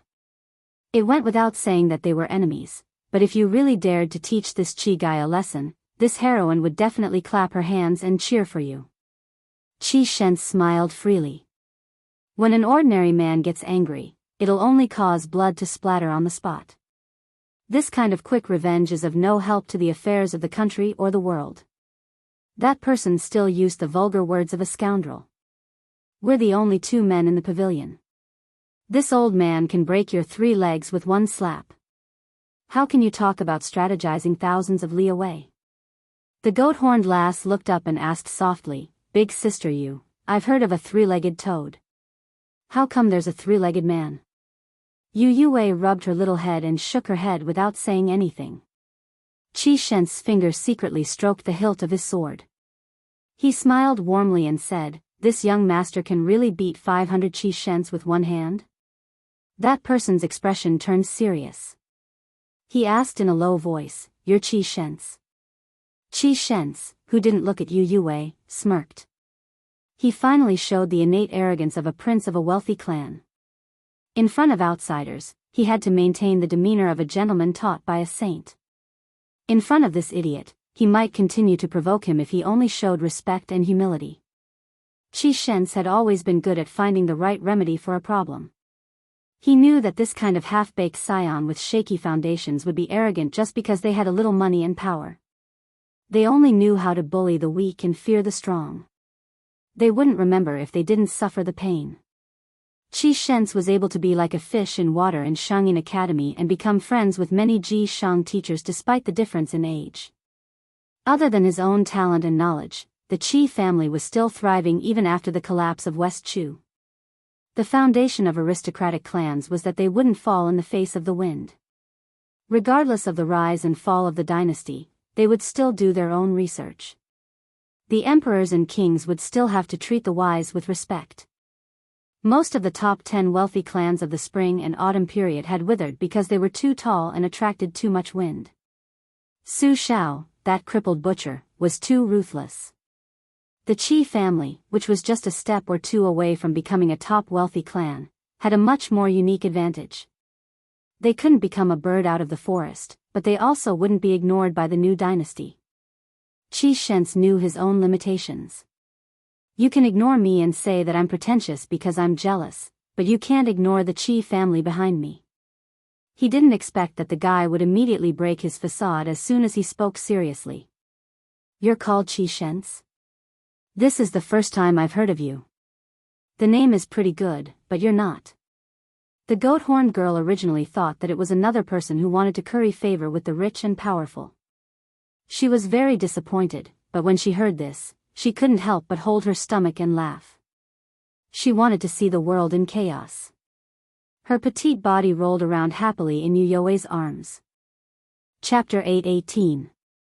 Even a clay bodhisattva would have some temper. Qi Shens had been humiliated time and time again in front of the woman he liked. The scholar cooked and swept the floor in a refined manner. He flicked the sword with his finger and sneered, "It doesn't matter if you've heard of Qi Shens or not. The sword at his waist is called Exquisite, and it comes from the Dongyue sword pool." For the first time, the man stopped being cynical and laughed softly. "I've heard of Li Chuangong's wooden bull, Huang Lu of Huangjintu, Su of Gojozian of the Wu family's sword tomb, and Lu Baijie's Ba Xiu. Exquisite? I've seen and touched a lot of women with exquisite figures." Qi Shens was so angry that he laughed. He didn't want to argue with him and directly used exquisite to teach this arrogant guy a lesson. At this moment, the woman in fox fur who was called Mr. Yu by the scholar sighed and said, "Stop fooling around." When Qi Shens was confused, Yu Yue, who had always been indifferent to him, said softly, "Master Qi, I advise you not to use your sword. Otherwise, you'll embarrass yourself." This time, it was the condescending Qi Shens' turn to be on guard. With his family background, observing people was just a beginner's skill. He had already practiced it to the point of perfection. Although Mr. Yu knew that Qi Shens' swordsmanship was undoubtedly the best among the younger generation of Shangyin Academy, she still used the words, "embarrass yourself." It was like a hammer hitting a bell, making Qi Shens dizzy. Most of his competitive spirit dissipated. The most important thing now was to find a way out of the pavilion. A way out of the world was 100 times harder to find than a real pavilion. Fortunately, the white-haired young man smiled and said, "You and your sword are not good, but you have good taste. However, I advise you to stay away from Yu Yue in the future. I won't argue with the Qi family." After saying this person brushed past them. With 2 fingers, he picked up the Wu Mainyang that was even more famous than the Linglong sword in Shangyin Academy and mischievously threw it out of the pavilion. The white cat rolled on the white snow. This scene stunned everyone who saw it. However, Yu Yue, who was extremely fond of her beloved white cat, only glared resentfully and did not reprimand him. Qi Shens had no choice but to find a way out for himself. He said indifferently, "Since young master doesn't even care about the Qi family, then I'll wait and see." The goat-horned girl stared blankly at this unruly lecher. Then, she sat down beside Sister Fish and smiled at her. "This heroine with fierce fists and peerless legs, please allow me to speak with your sister. Is that all right?" The little girl tilted her head and thought for a moment. Then, she left Yu Yue's warm embrace and waved her small hand vigorously. Like a general commanding his troops, she skipped away from the pavilion. Permission granted. After leaving the pavilion, a bunch of small heads huddled together and whispered. Even the child who was kicked by the little heroine did not hold a grudge. He ran over and squatted together. Seeing that she was angry, he pretended to be stupid and laughed.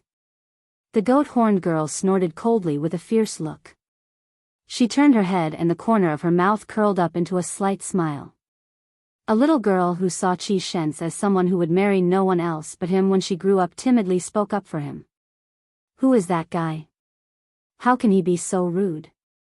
Young Master Chi must be unwilling to lower himself to his level. Otherwise, with young Master Chi's swordsmanship, he would have fallen into the Buddha's palm lake in one strike. The goat-horned girl rolled her eyes and lectured her. Didn't you hear Sister Fish say that Chi Shentz was asking for humiliation? You little love-struck fool, I told you that Chi Shentz was an embroidered pillow. Why do you like him? His poems are just playthings promoted by his scoundrel friends. Even Master Su by the Lotus Lake commented that they were worthless. The little girl was angry, but she did not dare to refute. The goat-horned girl, who seemed to be very experienced in the ways of the world, clicked her tongue and said, although that white-haired man has a great enmity with me and will be beaten up by me sooner or later, I'm still very convinced right now. He said that he wouldn't be calculative with the Chi family, but not with Chi Shentz. Listen, how manly. A silly little chubby boy was puzzled. Aren't they all the same? Your father is too knowledgeable. How did he give birth to such a greedy goose like you who only knows how to steal food all day long?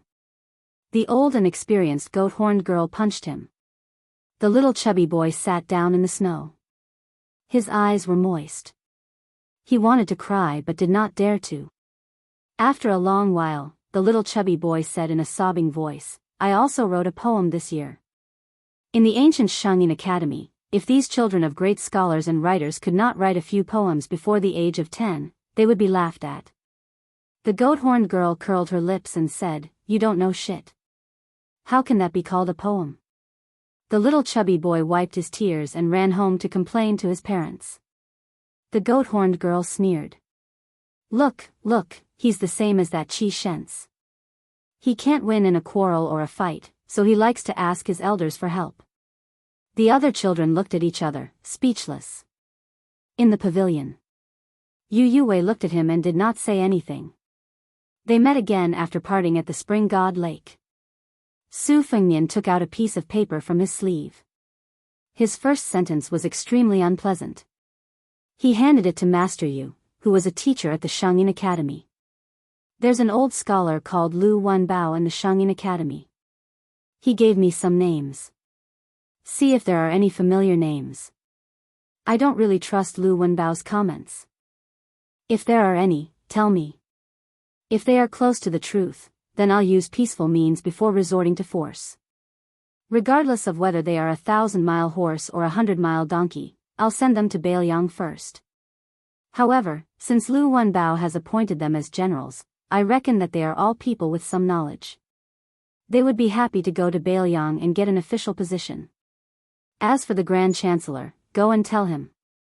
If he can't bring himself to do it, it's okay. I'll go look for him myself later. Yu Yue asked calmly, Are you done? Su Fengnian nodded. She turned her head and said coldly, Then His Royal Highness can leave. Su Fengnian was silent for the time it took for a stick of incense to burn. He said, Okay, and walked out of the pavilion gently. The snow on his shoulders was white, but his hair was white. Chapter 8:19. There was a forest of merits and virtues in Shangyin Academy. Only Mr. Ji Shang could enter. Su Fengnian had studied the geography of the academy and was familiar with it. He thought that he would be stopped along the way, but when he entered the forest of monuments, it was lonely and only snow remained. His footsteps left a series of small pits in the snow, which were then covered by continuous snowflakes. Previously, he went to the small building by Lotus Lake where Second Sister stayed to study. He sat for a while and no one came to criticize him. Su Fengnian walked into the forest of monuments that recorded the merits of the ancestors. The monuments were of different sizes and most of the inscriptions were epitaphs. However, the graves were often not behind the monuments. The forest of monuments was like a different kind of history, quietly erected page by page in the back mountain of Shangyin Academy. Su Fengnian squatted down in front of an exceptionally small stone tablet and used his sleeve to wipe away the accumulated snow. The epitaph on the tablet had the charm of the great Qin dynasty. Su Fengnian looked up at the falling snow and picked a relatively majestic stone tablet to lean against. After an unknown amount of time, he opened his eyes and saw a petite figure in a straw raincoat staggering over. She held a bamboo basket covered in cotton in her arms and walked with great difficulty. When she passed by Su Fengnian, she was about to squat down when she seemed to have seen a pair of black eyes hanging in the air. She was so frightened that she fell on her butt. Su Fengnian stood up and shook off the accumulated snow on his body. With an apologetic expression, he reached out to pull the goat-horned girl up.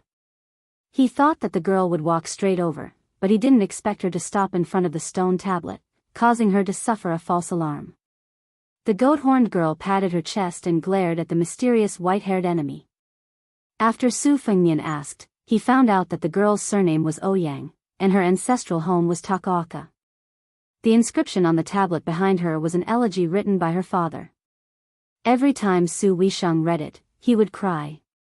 Su Fengnian originally thought that the words were extraordinary, but after reading it, he realized that it was like a letter from home. It was trivial and trivial. Su Fengnian stood up and shook off the snow on his body. With an apologetic expression, he reached out to pull the goat-horned girl up. He thought that the girl would walk straight over, but he didn't expect her to stop in front of the stone tablet, causing her to suffer a false alarm. The goat-horned girl patted her chest and glared at her white-haired enemy who appeared and disappeared like a ghost. After Su Fengnian asked, he found out that the girl's surname was Ouyang, and her ancestral home was Takaoka. The inscription on the tablet behind her was an elegy written by her father. Every time Su Weisheng read it, he would cry. Su Fengnian thought that the words were extraordinary, but after reading it, he realized that it was like a letter from home. Now that he was 20 years old, he encountered an unforeseen event. Now that he was helping the little girl wipe away the snow, he turned back to read the elegy. He actually pursed his lips, not daring to let the little girl see his face. She was still in her innocent years. When her ancestors passed away, she was not yet born, so naturally she did not feel too much pain. Growing up in the school, she was carefree. After she put down the basket, she started to mutter to herself. Su Fengnian then realized that today was her grandfather's death anniversary. This place was indeed a tomb. However, her parents had left for a long journey and had asked her to visit the tomb today. Unfortunately, an unexpected snowfall caused the little girl to suffer greatly. Along the way, she had cursed God countless times. It was not easy for the little girl to find someone who could talk. She spoke softly to the tombstone. Mr. Su, whom I admire the most, once said that my father's elegy was written from the bottom of his heart. Not a single word was deliberately added to the tomb. It was the best elegy. I don't really understand these things. I only feel that my father's elegy was simple and tranquil, just like when he was teaching. He could not speak of great principles. After so many years in the school, he did not teach many good students. If it were not for Master Su's good words for him, the family would not have been able to eat for a few years. The box that my mother used to store her dowry was getting emptier. When I was young, I could still secretly wear a lot of jade hairpins in my hair when my parents were not around. Now I can't. Su Fengnian laughed softly. You are still a child now. The goat-horned girl with the surname Ouyang rolled her eyes. Sometimes you have a poisonous mouth, as if you have eaten a green snake, centipede, or scorpion. You can make our first young master of the Qi family so angry, but you are also not good with words. How can you talk to a girl like that? I think you must have not gained anything from Sister Yu, right? The squatting Su Fengnian put his hands in his sleeves and crossed them in front of his chest. He smiled and said, I ate a green snake, centipede, and you ate a crow? The little girl was smart. She raised her fist and pretended to be fierce. You are the one who has a crow's mouth. Su Fengnian smiled and squinted his eyes. At this moment, his eyes seemed to be narrow and intelligent. His handsome face was filled with warmth. It was hard to imagine that this was the #1 playboy in Baelyang who was feminine and full of ruthlessness. The best way to train one's eyesight was to train one's Taoism skills. When other people were racking their brains to jump into the vat of officialdom, Su Fengnian had already seen all kinds of strange and variegated shows in the vat. Although the goat-horned girl beside him acted like a heroine, like the king of children, her clothes were thin. At this moment, the overly loose straw raincoat she was wearing was even more tattered. Her family background was obviously not as good as her peers by the Buddha's Palm Lake. In another 5 or 6 years, the children would know the power of the soft knives in the world. Perhaps they would be bullied by their childhood playmates instead. Although the Shangyin Academy had been a holy land for learning since ancient times, there were bound to be disputes when there were hundreds of schools of thought contending. For example, during the chaos of the spring and autumn period, the military school was at its peak. Even those who were just there to make up the numbers were snatched away by the spring and autumn period countries as heroes who could turn the tide. However, at that time, there was a wave of blind looting, and the countries really did pick up the scraps a few times. Now that the world was settled, the scene of scholars saving the country was no longer as grand as it used to be. Most of the scholars of Jishang and Jixia were dormant. It was inevitable that they would be entangled in daily necessities and seek personal gain. Lu Wenbao had recommended more than 10 people, but they were weak. Most of them were like this. They were depressed and did not achieve their goals. The goat-horned girl lifted the basket and asked, "Are you coming with me?" Su Fengnian shook his head. "I'm about to leave the academy." She frowned her delicate eyebrows that already had a pair of embryonic willow leaves. She lowered her head and looked at the bamboo basket. Poor children had to take care of the household early. The food in the basket should not be wasted. However, she had a small appetite. Although it was not easy to get sick in winter, after all, the food was warm and would spoil the taste. Of course, the main reason was that she felt that it was really boring to walk back 1 or 2 miles by herself. It was better to have someone to talk to on the way back than to be alone in the cold. Su Fengnian smiled. "If you don't mind me freeloading, I'll go with you." The goat-horned girl gracefully snapped her fingers and said the same witty catchphrase, "Approved." Chapter 820. Returning home in the wind and snow, the goat-horned girl was wearing a pair of fine brocade boots. However, as she had not changed them for many years, the satin fabric was so worn that it could not withstand the wind and rain. Walking from her home to the Dowd forest, she was nearly soaked in them. The young lady was vexed that she had been in a hurry to cook and had forgotten to change her shoes when she left the house. She was both distressed and remorseful. However, thinking that the new year was approaching and that her mother had promised to buy her a new pair of shoes in the first month of the lunar year, she was somewhat expectant. Su Fengnian took the bamboo basket and had her walk behind him. Having unexpectedly found a living person in the forest of steels, the little girl was in high spirits. She didn't have the taboo of speaking too much with a shallow acquaintance. Apart from introducing herself, she also talked about some old stories. She said that her grandfather was a great literary hero of the old northern Han who was untainted by the wind and had written splendid essays. However, on the eve of the country's destruction, he spoke a few words of fairness to a great general surnamed Su in the imperial court. As a result, he was removed from his position and almost had his head chopped off.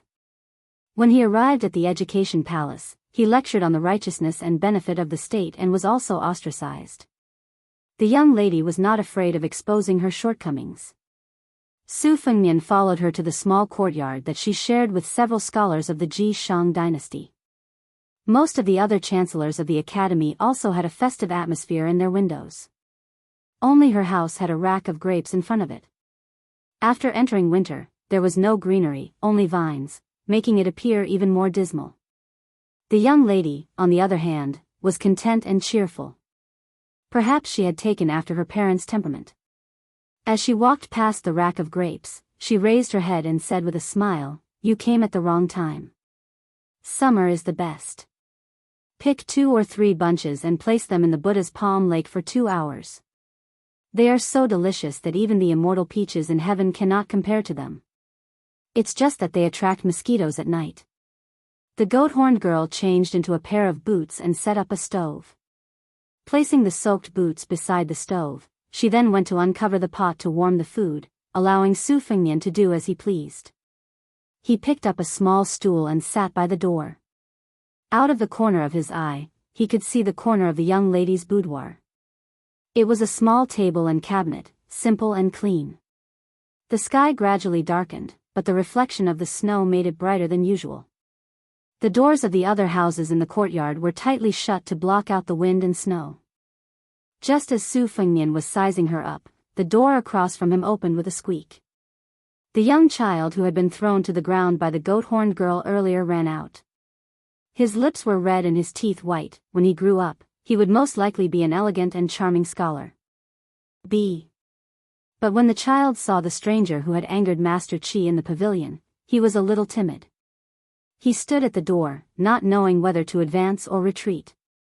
A middle-aged man who was reading softly with an ancient scroll in his hand somehow came to the door.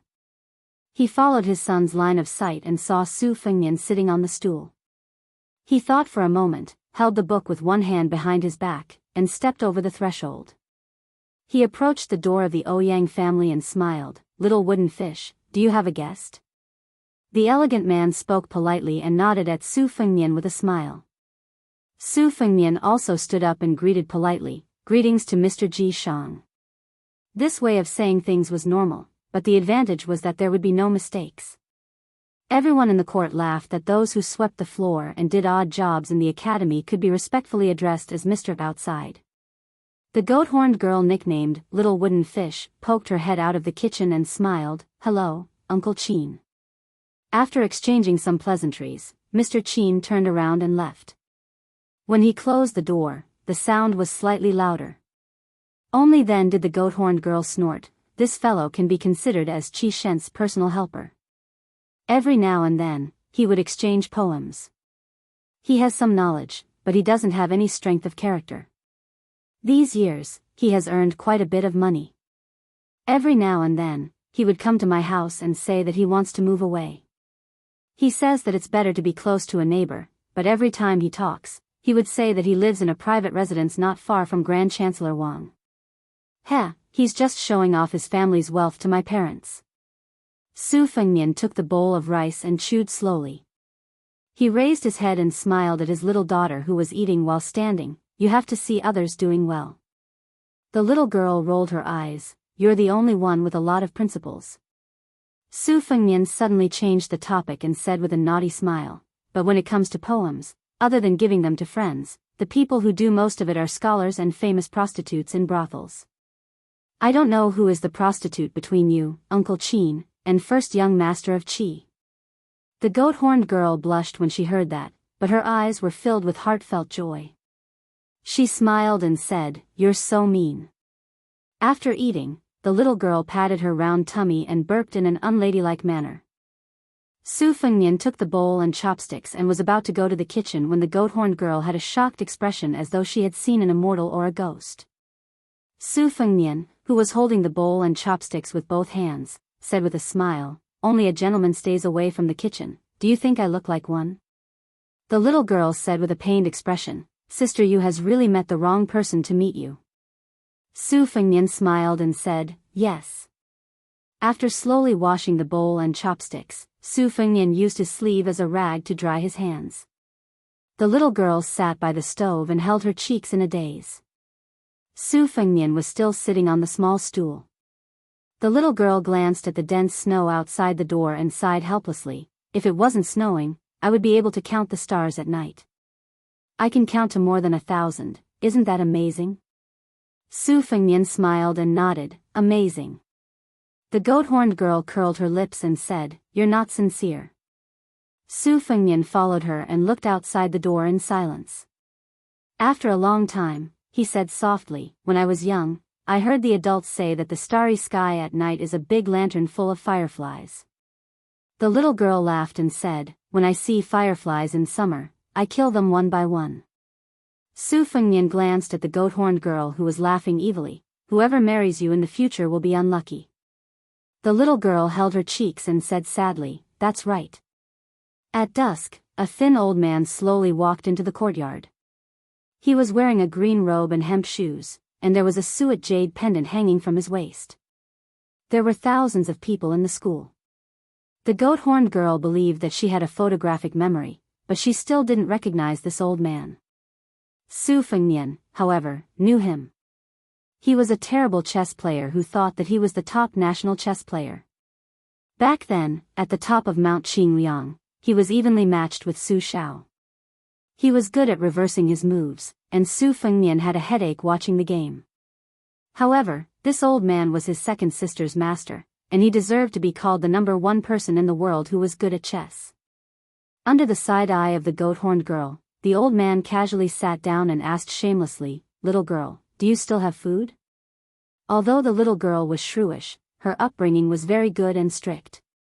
She stood up and smiled, "Sir, my family has food."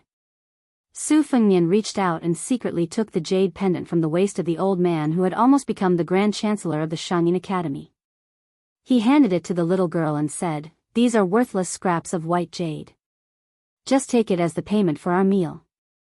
The old man's expression was normal. He nodded with a smile and didn't give the little girl a chance to refuse. "If you don't accept it, I won't eat it."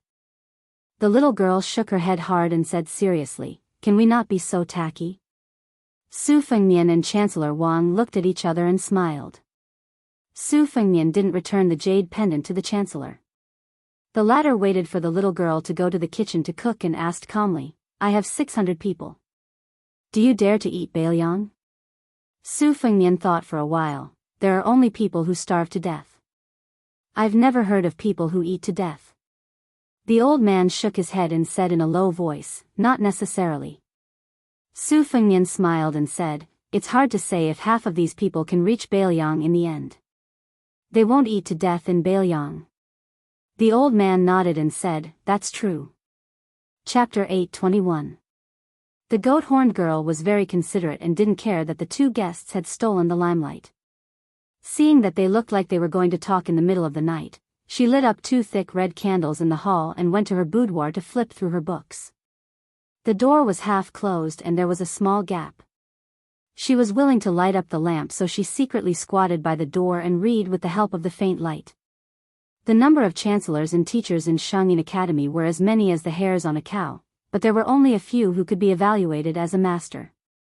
Back then, Chancellor Wang won the debate between name and reality, lost the battle between heaven and man, and lost to the current Grand Chancellor of the Academy. In terms of weight, he was still ranked in the top 3 in the Academy. In terms of the talent of eloquence, no one could beat him. At this moment, Chancellor Wang bent over and stretched out his hand to warm himself by the fire on the stove. The light shone on his weathered face and he occasionally picked up a peanut from the bowl and threw it into his mouth. Su Fengnian sat on a small stool and carried the girl's favorite pair of brocade boots. He controlled the fire and roasted them slowly at a height away from the burning charcoal in the stove.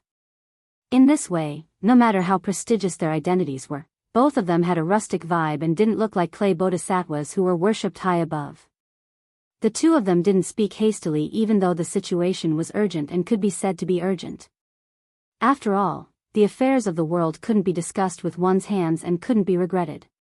Chancellor Wang was serious this time and his mood wasn't relaxed. Scholars only talked on paper and often had high standards but little ability. Chancellor Wang spent his whole life studying the art of maneuvering, but no matter how good the plan was, it still had to be done by people. Once a piece was placed on the chessboard, it couldn't be changed again. However, how could a living person be so simple? Who would be willing to be a puppet or a pawn to cross the river? This was also the root of Chancellor Wang's carelessness in playing chess. The chessboard and chess pieces were all dead objects. Otherwise, if he were to choose a talented person to govern the country, he could just casually pick a few famous national players. When the little girl who was hiding behind the door to read her book was flipping through the pages, she glanced at the white-haired man outside the door.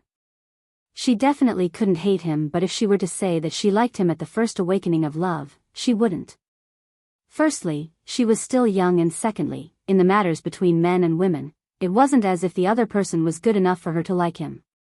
Love didn't start and end, who could say for sure what fate was? The goat horn girl was influenced by her family of scholars and felt that she would still find a scholar like her father in the future. The warm and handsome guy in the hall outside the house was good, but unfortunately, he wasn't her cup of tea. The little girl didn't have any intention of eavesdropping, so she withdrew her thin thoughts and subconsciously dipped her finger in her saliva. She gently flipped through the book and put it in her mouth before smacking it. Her mouth was filled with the fragrance of ink and she laughed to herself. Her parents always said that this habit of hers wasn't good, that it wasn't easy to collect books and that it was detestable to destroy books. However, how could this little girl care about these things? She wouldn't change even after repeated admonishment. In the hall, Chancellor Wang finally opened his mouth slowly. Don't think about victory, think about defeat first. Let's talk about the worst. Among the 600 people, the teachers and scholars are roughly divided into 2 and 8. Among them, a small half of the scholars from Jixia have been sent by me to study and lecture in Old Shu, Jizhou, Xiangfan and other places using various excuses. Half of the teachers from Jixia have opened private academies within 800 miles of Beiliang or have attached themselves to the local dignitaries. It's relatively easy for these people to enter Beiliang, but we can't rule out the possibility that the imperial court is secretly watching them. Once there's any movement, the imperial court will kill them and eliminate them. If these people are like this, don't even talk about those who are studying in the palace. The relationship between the Su and Zhao families has been exhausted. With such a large-scale migration, not to mention the difficulties of the prefectures and counties along the way, even Zhugo might be mobilized. This bunch of teachers and scholars who are not much better than delicate girls can't withstand a few trampling of iron hooves. To put it bluntly, a slightly elite Liang soldier can pick out a stick of candied haw with a thrust of his spear. Your Highness said that less than half of them have arrived in Beiliang. It's not an exaggeration to scare people. Su Fengnian smiled and said, we'll deal with whatever comes our way. The Liang cavalry and Zhugo, who are experts in assassination, are used to eating meat. But are our Beiliang secret agents vegetarians? When we were eating meat with big bowls back then, weren't they still eagerly waiting to drink soup on the side? My Shifu once specifically left a brocade pouch for us to deal with this matter, and now we've already begun to launch countermeasures. The geographical advantage is in Liang, but the weather, people, and peace are two different things. Although we can't say that it's all in Beiliang, it's still a bit better than the difficult situation of the past few years. First of all, when Beiliang dispatched troops to raid several towns on the border of Beimang, Second Sister even led troops to kill all the way to the capital of the southern dynasties, making Beimang exhausted from dealing with them. Then there was the devil Luo Yang, who spent a year brazenly going south last year, luring and killing countless iron cavalry and elite troops. Beiliang raised a large number of Jianghu dogs. In the past, they were used to guard against the infiltration of Beimang's Jianghu forces to the south, for fear that this group of desperados would not kill the heavily guarded powerful officials and meritorious deeds. They specifically selected the soft persimmons who were only at the threshold of the ranked class to assassinate them. Now, they could be transferred to Liang's borders. If Beimang dared to loot a burning house and tried to form a tacit understanding with the Zhao family, then they would let Su Xiao fight again. Coincidentally, the newly appointed Protector General of Beiliang, Chu Lushan, and the cavalry commander Yuan Zuozong were both worrying about how to deal with the new officials. If Beimang were to be implicated, even Zhong Hongwu and Yan Wenluan would be happy to see it happen. Moreover, Zhugo of Liang had ruthlessly killed a number of the top spies in Zhugo when Chao Chongqing was welcoming the princess. Now, it had not recovered its strength. Beiliang's death warriors were not good at fighting in battle formations, but they were still good at this kind of covert operations. If they were to fight Zhugo, they would barely not be at a disadvantage. Also, those elite death warriors who spent too much energy and effort to protect me can also be sent to coordinate with the military spies that Beiliang has long since established. Don't forget, the Beiliang cavalry is the best in the world mainly because of the scouts. If the Zhao family and the imperial court fall out with each other and do not hesitate to send more than 1,000 soldiers, then they can't blame them for kicking an iron plate. The old man sighed. When the time comes, this chessboard will be a scene of intersecting fangs. The old man withdrew his hands that were burned by the stove fire and rubbed his thin cheeks. Maybe there will be blood everywhere. Chapter 8:22. Su Fengnian said calmly, "You can't ask for a horse carriage but not feed the horse. There's no such good thing in the world. My Su family doesn't rebel or usurp the throne. We guard the northwest gate for your Zhao family. Ordinary people raise a dog to guard their house and still know how to give food. Zhao family, on the other hand, thinks all day long about this dog whose only weakness is that it doesn't know how to wag its tail and beg for mercy. They quickly starve its fur and bones and then find a good time to stew a pot of dog meat and eat to their heart's content. Even a cornered dog knows how to jump over a wall, let alone the Bailiang cavalry that rolled out of blood." Su Fengnian suddenly smiled and put down the girl's old boots that he had already roasted. He used an iron tongs to poke at the charcoal fire. "However, if I were the son of Zhao or the crown prince, would also be on tenterhooks towards the Su family. How can I allow others to snore beside my bed?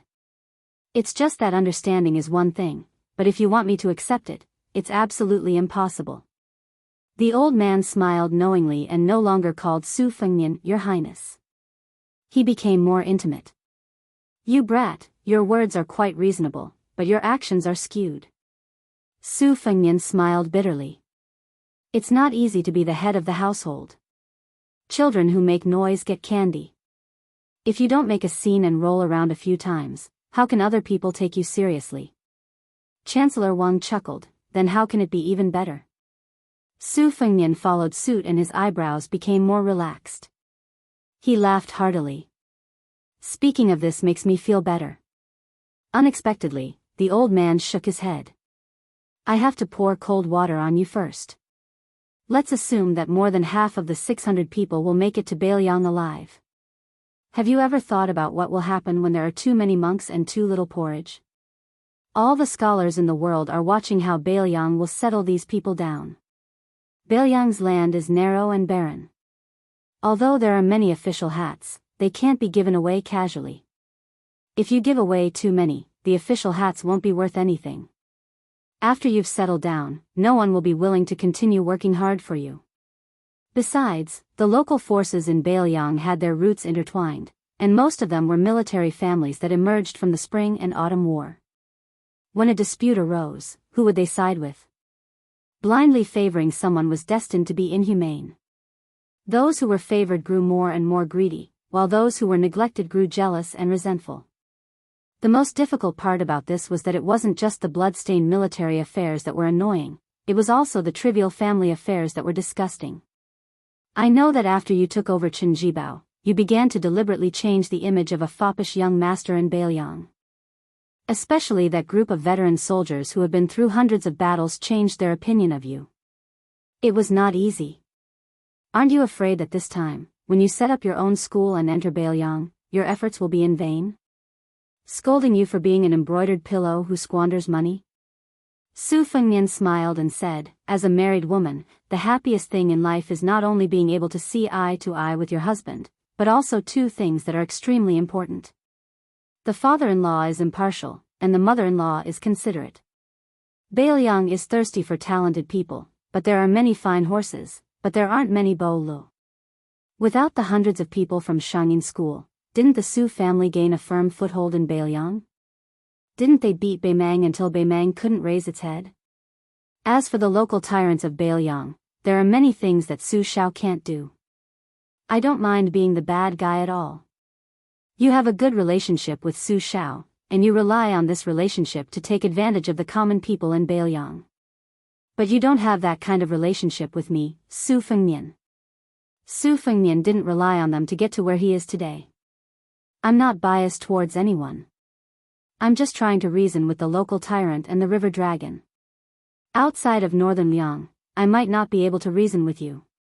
But in Northern Liang, if you don't reason with me, I'll make sure you suffer the consequences of your actions.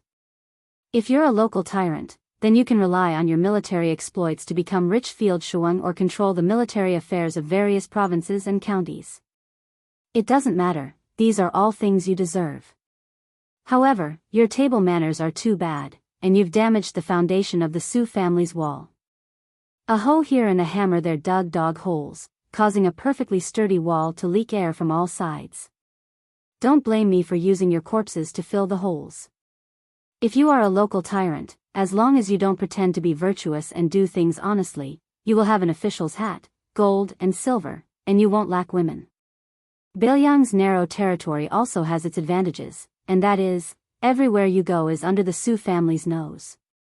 Everything you do can be seen.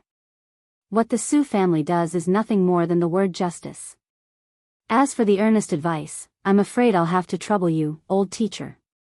I think you will also be cursed behind your back. Chancellor Wang nodded and said, with justice and a woman's heart, this bunch of pitiful newlyweds who have lost their maternal families. As long as they are diligent and thrifty, they won't have to worry about not being able to make a name for themselves. There will definitely be bumps and bruises, but at least they won't be so miserable that they have to hang themselves and jump into a well. That's enough. They aren't delicate young ladies from influential families. As long as they have good in-laws who put themselves in their shoes, they will be able to endure hardships. Su Fengnian smiled and joked, the first time I saw old teacher playing against Su Xiao at the top of Mount Qingliang, your words were refined. It's probably because you are interacting with a vulgar person like me that your words are also vulgar. Old teacher shook his head and said self-deprecatingly, this is called choosing the right medicine for the illness depending on the person. Interacting with the king of Baelyang, the #1 boorish man in Liyang, if I deliberately try to worm my way into being friends with him, I will have to deliberately put my arm around his shoulder and drink a lot of wine and eat a lot of meat. Wouldn't that make things difficult for this old man? Besides, the reason why the art of vertical and horizontal is also called the art of long and short is nothing more than using one's strong points against the enemy's weak points. Speaking of which, I would like to be bold enough to test His Royal Highness. What are the strengths and weaknesses of Baelyang and Liyang? Su Fengnian said helplessly, old teacher, you will have to ask Su Beiji or Chen Shiliang about this. I am not willing to expose my own weak points. Does this count as grasping the surface of the art of long and short? Chancellor Wang gave a soft hum. Su Fengnian asked softly, this young lady's surname is Ouyang. Her grandfather's surname is Ouyang. He is from Takaoka. Has old teacher heard of him? Chancellor Wang said calmly, the young lady's father is half a student of mine. He doesn't think highly of Baelyang, so he won't follow her to Baelyang. Su Fengnian nodded. That was good too. Shangyin Academy had suffered such a big change. In order to calm the people down, the academy and the imperial court would definitely have a better life in the future with the knowledge of the goat-horned girl's father. Su Fengnian stood up, then let's go. Chancellor Wang stood up and smiled, aren't you going to say goodbye? Su Fengnian smiled, that girl hates tacky people. The two of them walked out of the house quietly. After Su Fengnian closed the door, he hung the jade pendant that he had stolen on the way on the grape rack. On the second day, the wind and snow stopped. A huge snowman that was as tall as a few people stood beside the Buddha's Palm Lake in Shangyin Academy. The goat-horned girl ran all the way to Yu Youwei's courtyard and screamed excitedly, Sister Yu, there is a huge snowman beside the lake. It looks like you. Chapter 8:23. A group of strange travelers appeared on the road.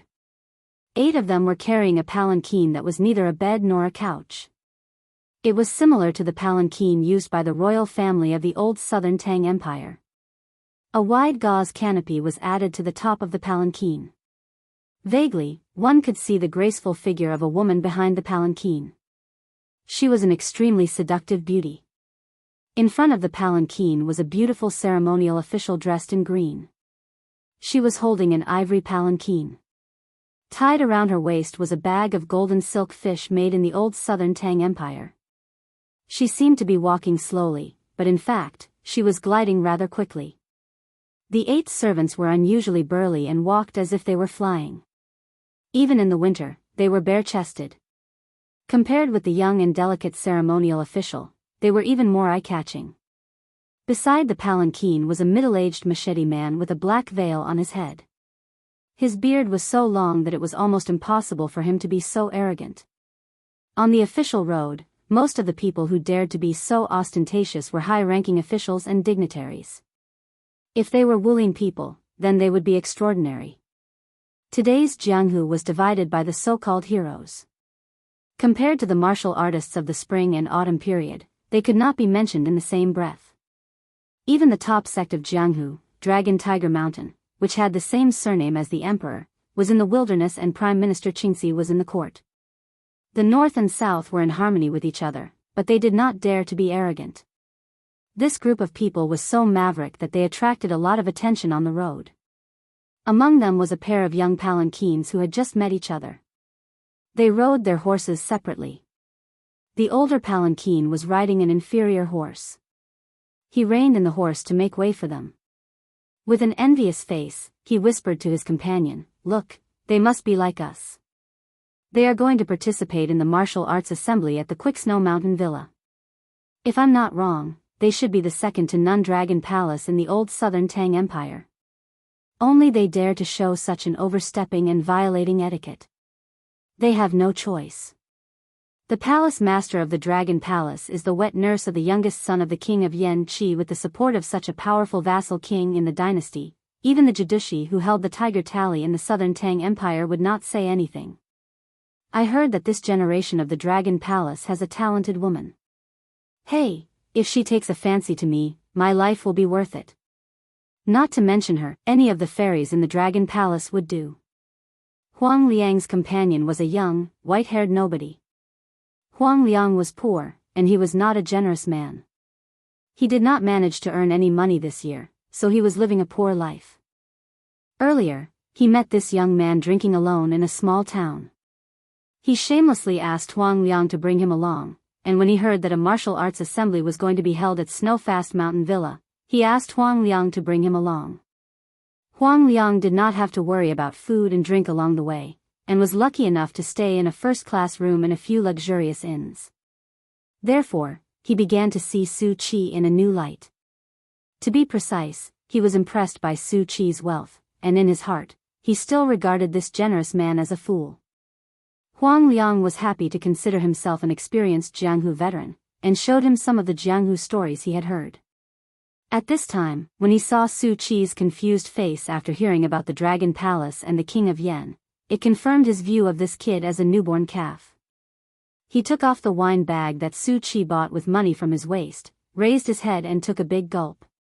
Then, he wiped it with his sleeve and said with a smile, "If you haven't heard about the Dragon Palace, then I'll have to explain it to you. In the Jianghu world of Liang, not to mention the Dragon Tiger Mountain, the Wu family, the Sword Tomb, and the two Zen temples, which came out of the secular world at will, are too far away from Jianghu. The real first-class schools that can be called the peak of Jianghu are the Sword Pool of Dongyue, the Bull Gang of the Xianyuan family, the Wild Goose Castle on the border of Jizhou, the Spring Invitation Cottage in western Shu, and then the Dragon Palace and the Quick Snow Mountain Villa. As for the third-class schools and gangs, most of them are influential figures in a province. It's not very nice to say that they are third-class, but they can't be underestimated. Generally, they have one or two grandmasters as their stabilizing force. There's no need to talk about the fourth class and the bottom class sections. I was once valued by a big shot in the Pure Heart Pavilion, which was one of the best in the county. He saw that I had a good foundation and was expected to be a direct disciple. Unfortunately, I was snatched away by a government official who wanted to practice martial arts. That bastard is not serious about practicing martial arts.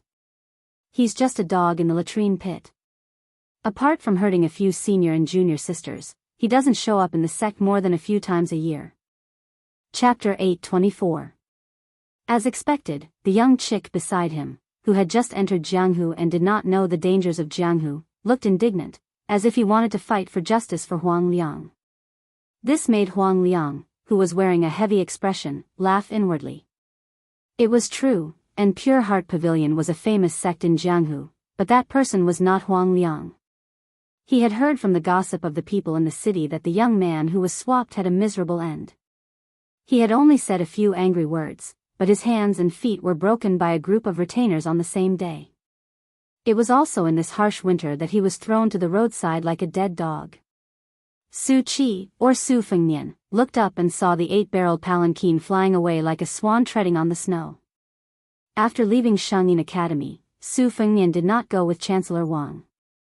However, with Yuan Zuozong in the light and Chu Lushan in the dark, there should not be any mistakes. If there was no accident, this was probably the last time he had the mood to wander around Jianghu. Su Fengnian wanted to return to Beiliang alone, so he did not even bring Wu, the man of sacrifice, with him, which made him very sad when he parted. According to Huang Liang, Jianghu was finally annoyed and no longer lifeless.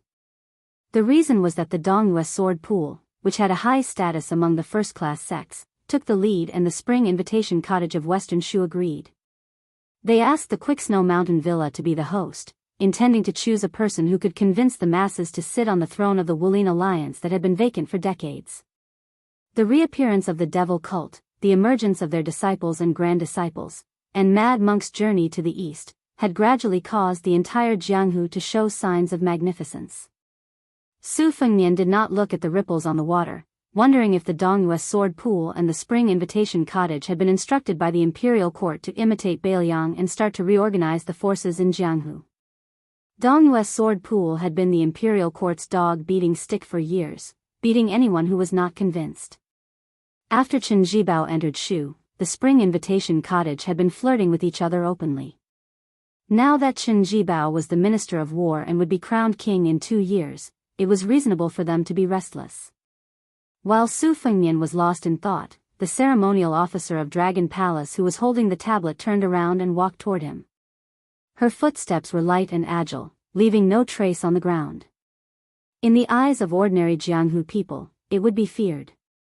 In Jianghu, old monks, old Taoists, and old nuns would not provoke them if they could.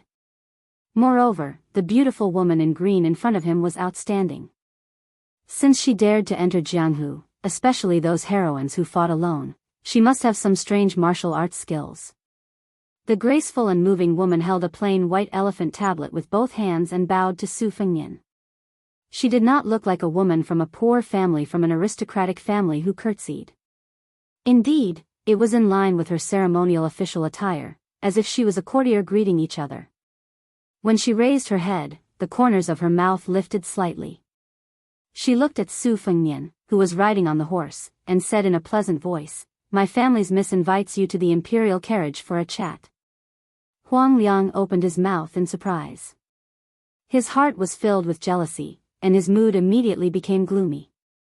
When a Jianghu man with no family background married into a prestigious sect and brought home a beautiful woman and countless secret manuals, most of them would not find it shameful. Instead, they would regard it as a wonderful thing.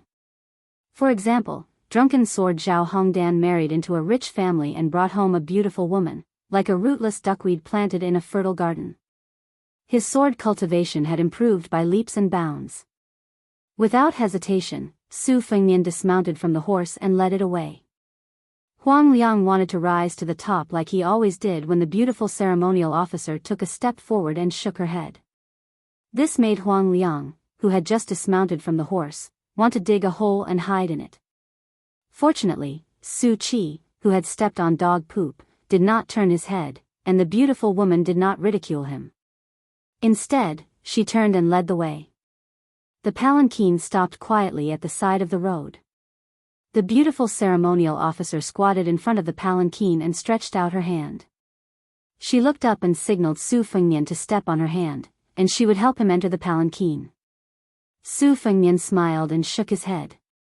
He just handed the reins to her and asked, "The soles of my shoes are a little dirty. Is it okay to dirty your lady's tent?" The beautiful ceremonial officer, who was leading the horse with one hand and holding the tablet with the other, smiled gently and said, "It's okay. After you enter the tent, I'll help you take off your shoes." The bearded man frowned. He held the saber in his hand and stared at Su Fengnian covetously. Su Fengnian faced the gauze tent, cupped his fist and said, "Su Fengnian has disturbed Fairy." She then tiptoed and slipped into the gauze curtain. The woman was in her 30s and had a dignified appearance. However, even though she was kneeling on the ground, one could still vaguely see that her legs were long and slender. The sight of her round buttocks that were squeezed out from her kneeling posture were even more alluring. Only an old flower expert would know the uniqueness of a woman's figure. Seeing Su Fengnian enter the tent, the woman smiled politely and gracefully. She quietly added a piece of spice into a thick, glazed green porcelain stove beside her. Su Fengnian did not bother the ceremonial officer to take off his shoes. Instead, he took them off himself. The ceremonial officer had already put away the tablet and handed Su Fengnian's horse to the bearded man. She took the strange man's boots with both hands. There was no difference on her pretty face. The incense burner was slightly tipsy, which was originally used for lavender to avoid filth. Su Fengnian took off the hook and let down the gauze curtain. He sat cross-legged with the fairy of the Dragon Palace. She did not speak. Su Fengnian glanced at the incense burner out of the corner of his eye. The incense burner was painted with pictures of swords. Under the fragrance, the porcelain surface flowed like a lake, like a lifelike picture of a swordsman wielding his sword. This incense burner was vaguely a superior swordsmanship manual. Su Fengnian smiled knowingly. Jianghu people said that the Dragon Palace had all kinds of treasures and was as rich as a country. They were once a big parasite of the old southern Tang. The woman, who might have been a married woman, smiled and asked, "Do you also practice swordsmanship?" Su Fengnian nodded and said, "Yes, I have." "May I know why Fairy asked me to take the carriage?" The woman stared at Su Fengnian and said calmly, "Do you know a prophecy left by the first-generation founder of the Dragon Palace?" Su Fengnian smiled and said, "My knowledge is shallow. I don't know." The woman did not mind and said,